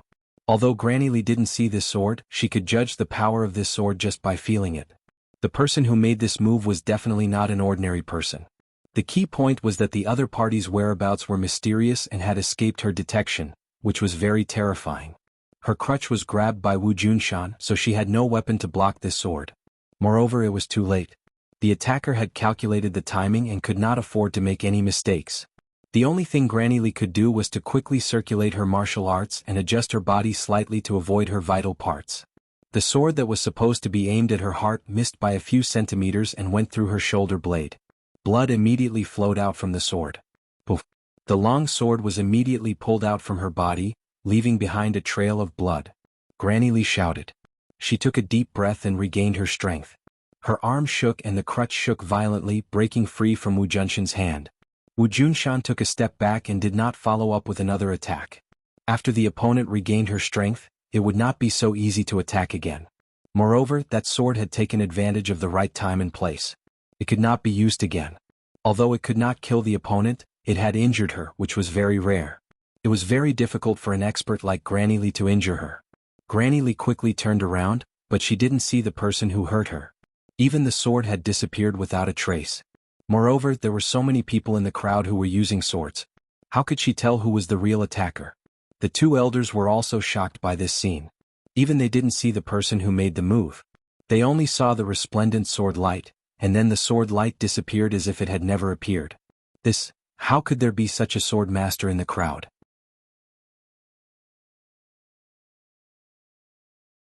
As elders of the martial arts sect, how could they know nothing about this? Almost everyone immediately turned their attention to Wu Junshan. Although he had taken a blow to the chest and his clothes were dyed red with blood, he still looked dignified and imposing. Moreover, from the calm expression on his face, he was still confident and powerful. Where did this confidence come from? It was probably due to the shadow he had just shouted. Who was the shadow? How could there be a shadow in the martial arts sect? The shadow had mixed in with the crowd. Everyone subconsciously stopped fighting and looked at each other. Anyone could be the shadow. Granny Lee stopped the bleeding and asked in surprise, "Is the shadow someone you secretly cultivated?" Wu Junshan smiled but did not say anything. "Amazing. It seems that you even fooled the old sect leader. You are really good at hiding things." Granny Lee clicked her tongue in admiration. She couldn't help but admire Wu Junshan. Not only was his cultivation high, but his shrewdness was also unfathomable. The shadow that he had secretly cultivated was definitely a master-level expert. How old was Wu Junshan to have cultivated such a shadow expert? Then how early did he carry out this plan? The key was that he had fooled everyone, including the martial arts sect people who had been with him day and night. This was not easy to do. Granny Lee could not help but feel a chill. If this kind of person was released, there would be endless trouble in the future. But she knew that with the threat of the shadow, unless she risked her life, there was no way she could stop Wu Junshan. Wu Junshan's plan was flawless, so he was not afraid. "Wu Junshan, it turns out that you have been disloyal for a long time. You really hid it well." The first elder complained in fear. He realized that he had underestimated the opponent. If he did not report this to the sect leader and invite Granny Lee, he would really fail miserably. But now, although he had not failed, this plan was equivalent to failure. He and Granny Lee had the same idea. The threat of the invisible shadow was enough to make them hesitate. Only those who had sworn to follow Wu Junshan to their deaths were inspired. They thought that they would definitely die, but now it seemed that there was a turning point. Of course, many people looked around trying to find the mysterious shadow. But where was the shadow?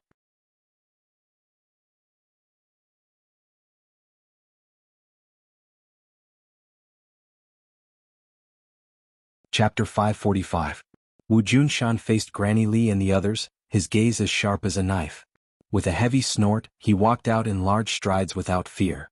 Granny Lee's eyes fluctuated as she struggled with her heart, but in the end she remained indifferent.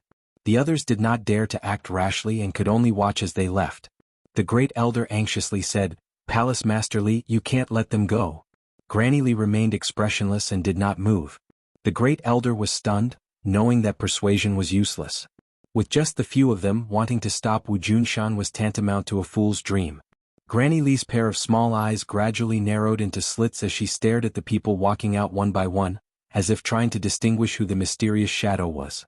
However, even when everyone left the hall, she did not notice anything strange. Thinking about it, it was reasonable.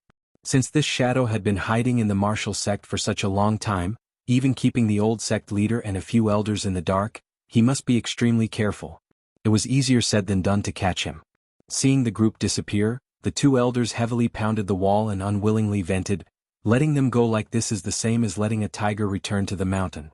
Granny Lee gently glanced at them and said, "Wu Junshan has been in the martial organization for so many years, but none of you noticed. That's why he could safely leave without fear." The two were immediately speechless and could not help but feel ashamed. "We have let the old sect master down. But what should we do next? Since he is so protective of that Tang Zheng, let's first find out what their relationship is." Granny Lee hit the nail on the head. The two looked at each other in dismay, unable to figure out the relationship between the two. They hung their heads dejectedly like defeated soldiers. Wu Junshan led a group of people and quickly left the martial organization, only stopping when they were more than 100 li away. Everyone looked at Wu Junshan. After so many years, these people had long regarded the martial organization as their home. Now that their home was gone, where should they go? Wu Yi looked at Wu Junshan with worry and asked, Sect Master, what should we do next?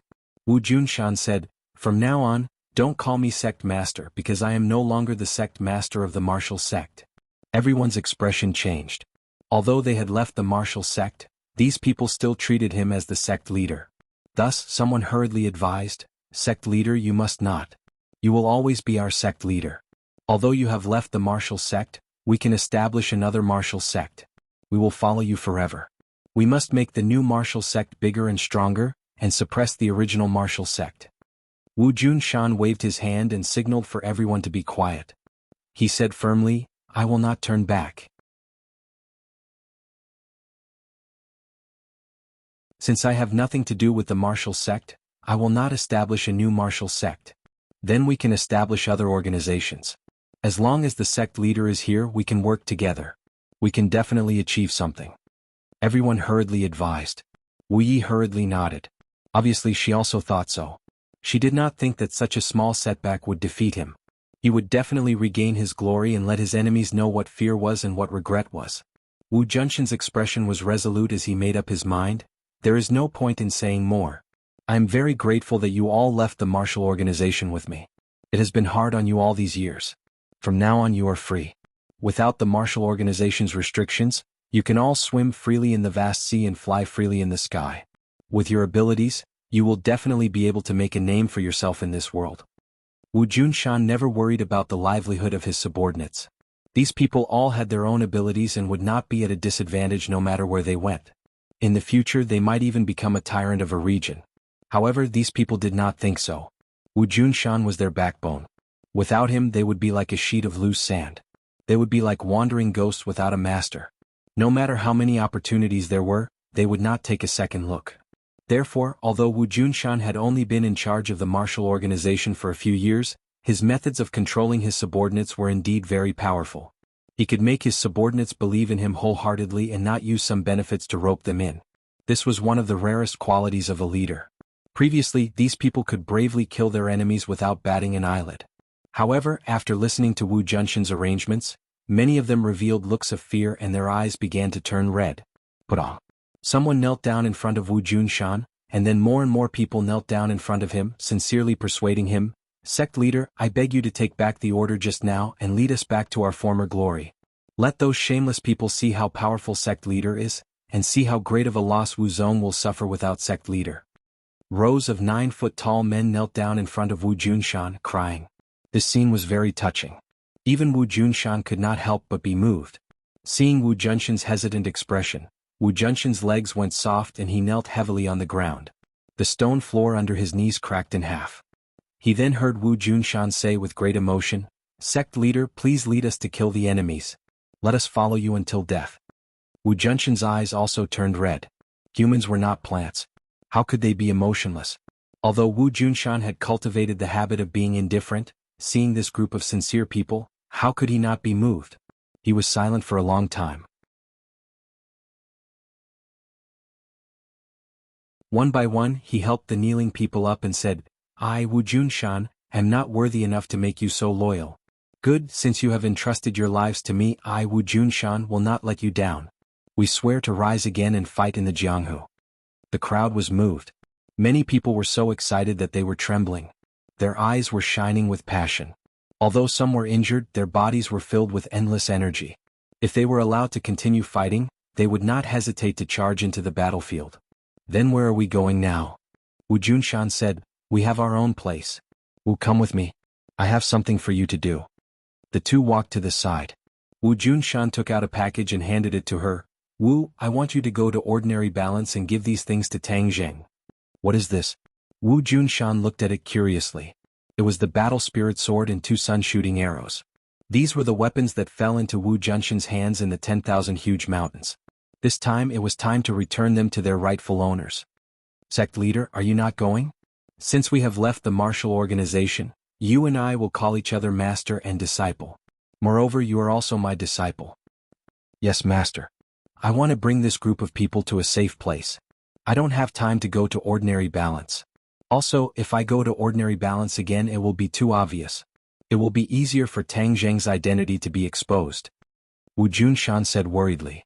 Wu hesitated for a moment and said, Master, Tang Zheng and his grandfather have depended on each other for so many years, so he has a lot of resentment towards you and mistress.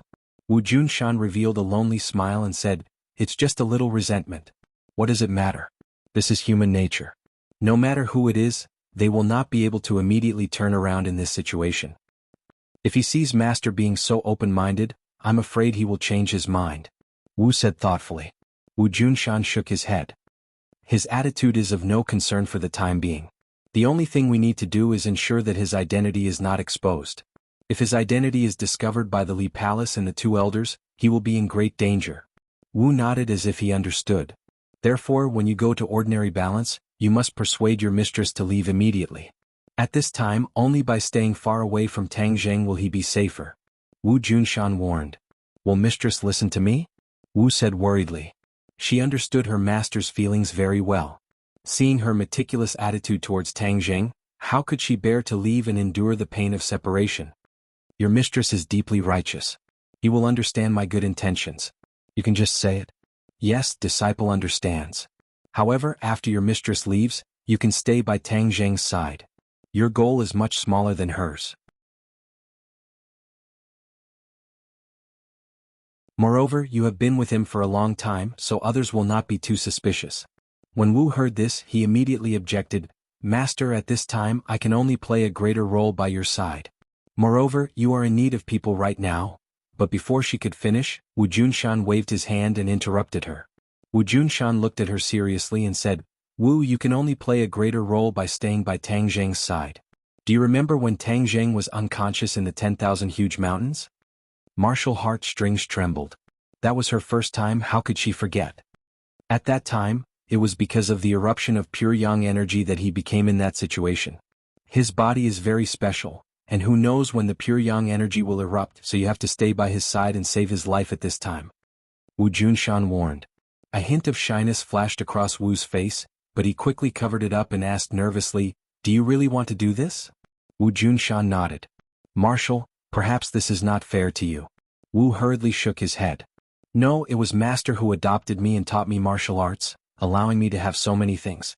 This is something I should do. Then I'll leave it to you. Master, you're exaggerating. Where can I find Master after mistress leaves? When the time comes, I'll naturally contact her. You don't have to worry. You'll be the only one on this journey, so you have to be careful. Right now, the martial organization and the Li Palace are both our enemies. There's danger everywhere. In addition, I suspect that there's an even stronger person behind them. I don't know the origins of these people, but without a doubt, they're definitely not simple. Wu Junshan was a smart person. He had already thought of this point from the clues, so he didn't forget to warn her seriously. Wu was stunned for a moment. She never thought that there would be such a thing. Seeing her master so serious, she also nodded solemnly to show that she understood. However, she still had an unanswered question in her heart. Who exactly was that shadow? Was it among these people? She really wanted to ask, but when the words reached her mouth, she swallowed them back down. This was one of her master's most confidential matters. When it was time for her to know, her master would naturally tell her. You're tuning in to the Han Li's Wuxia Adventures YouTube channel.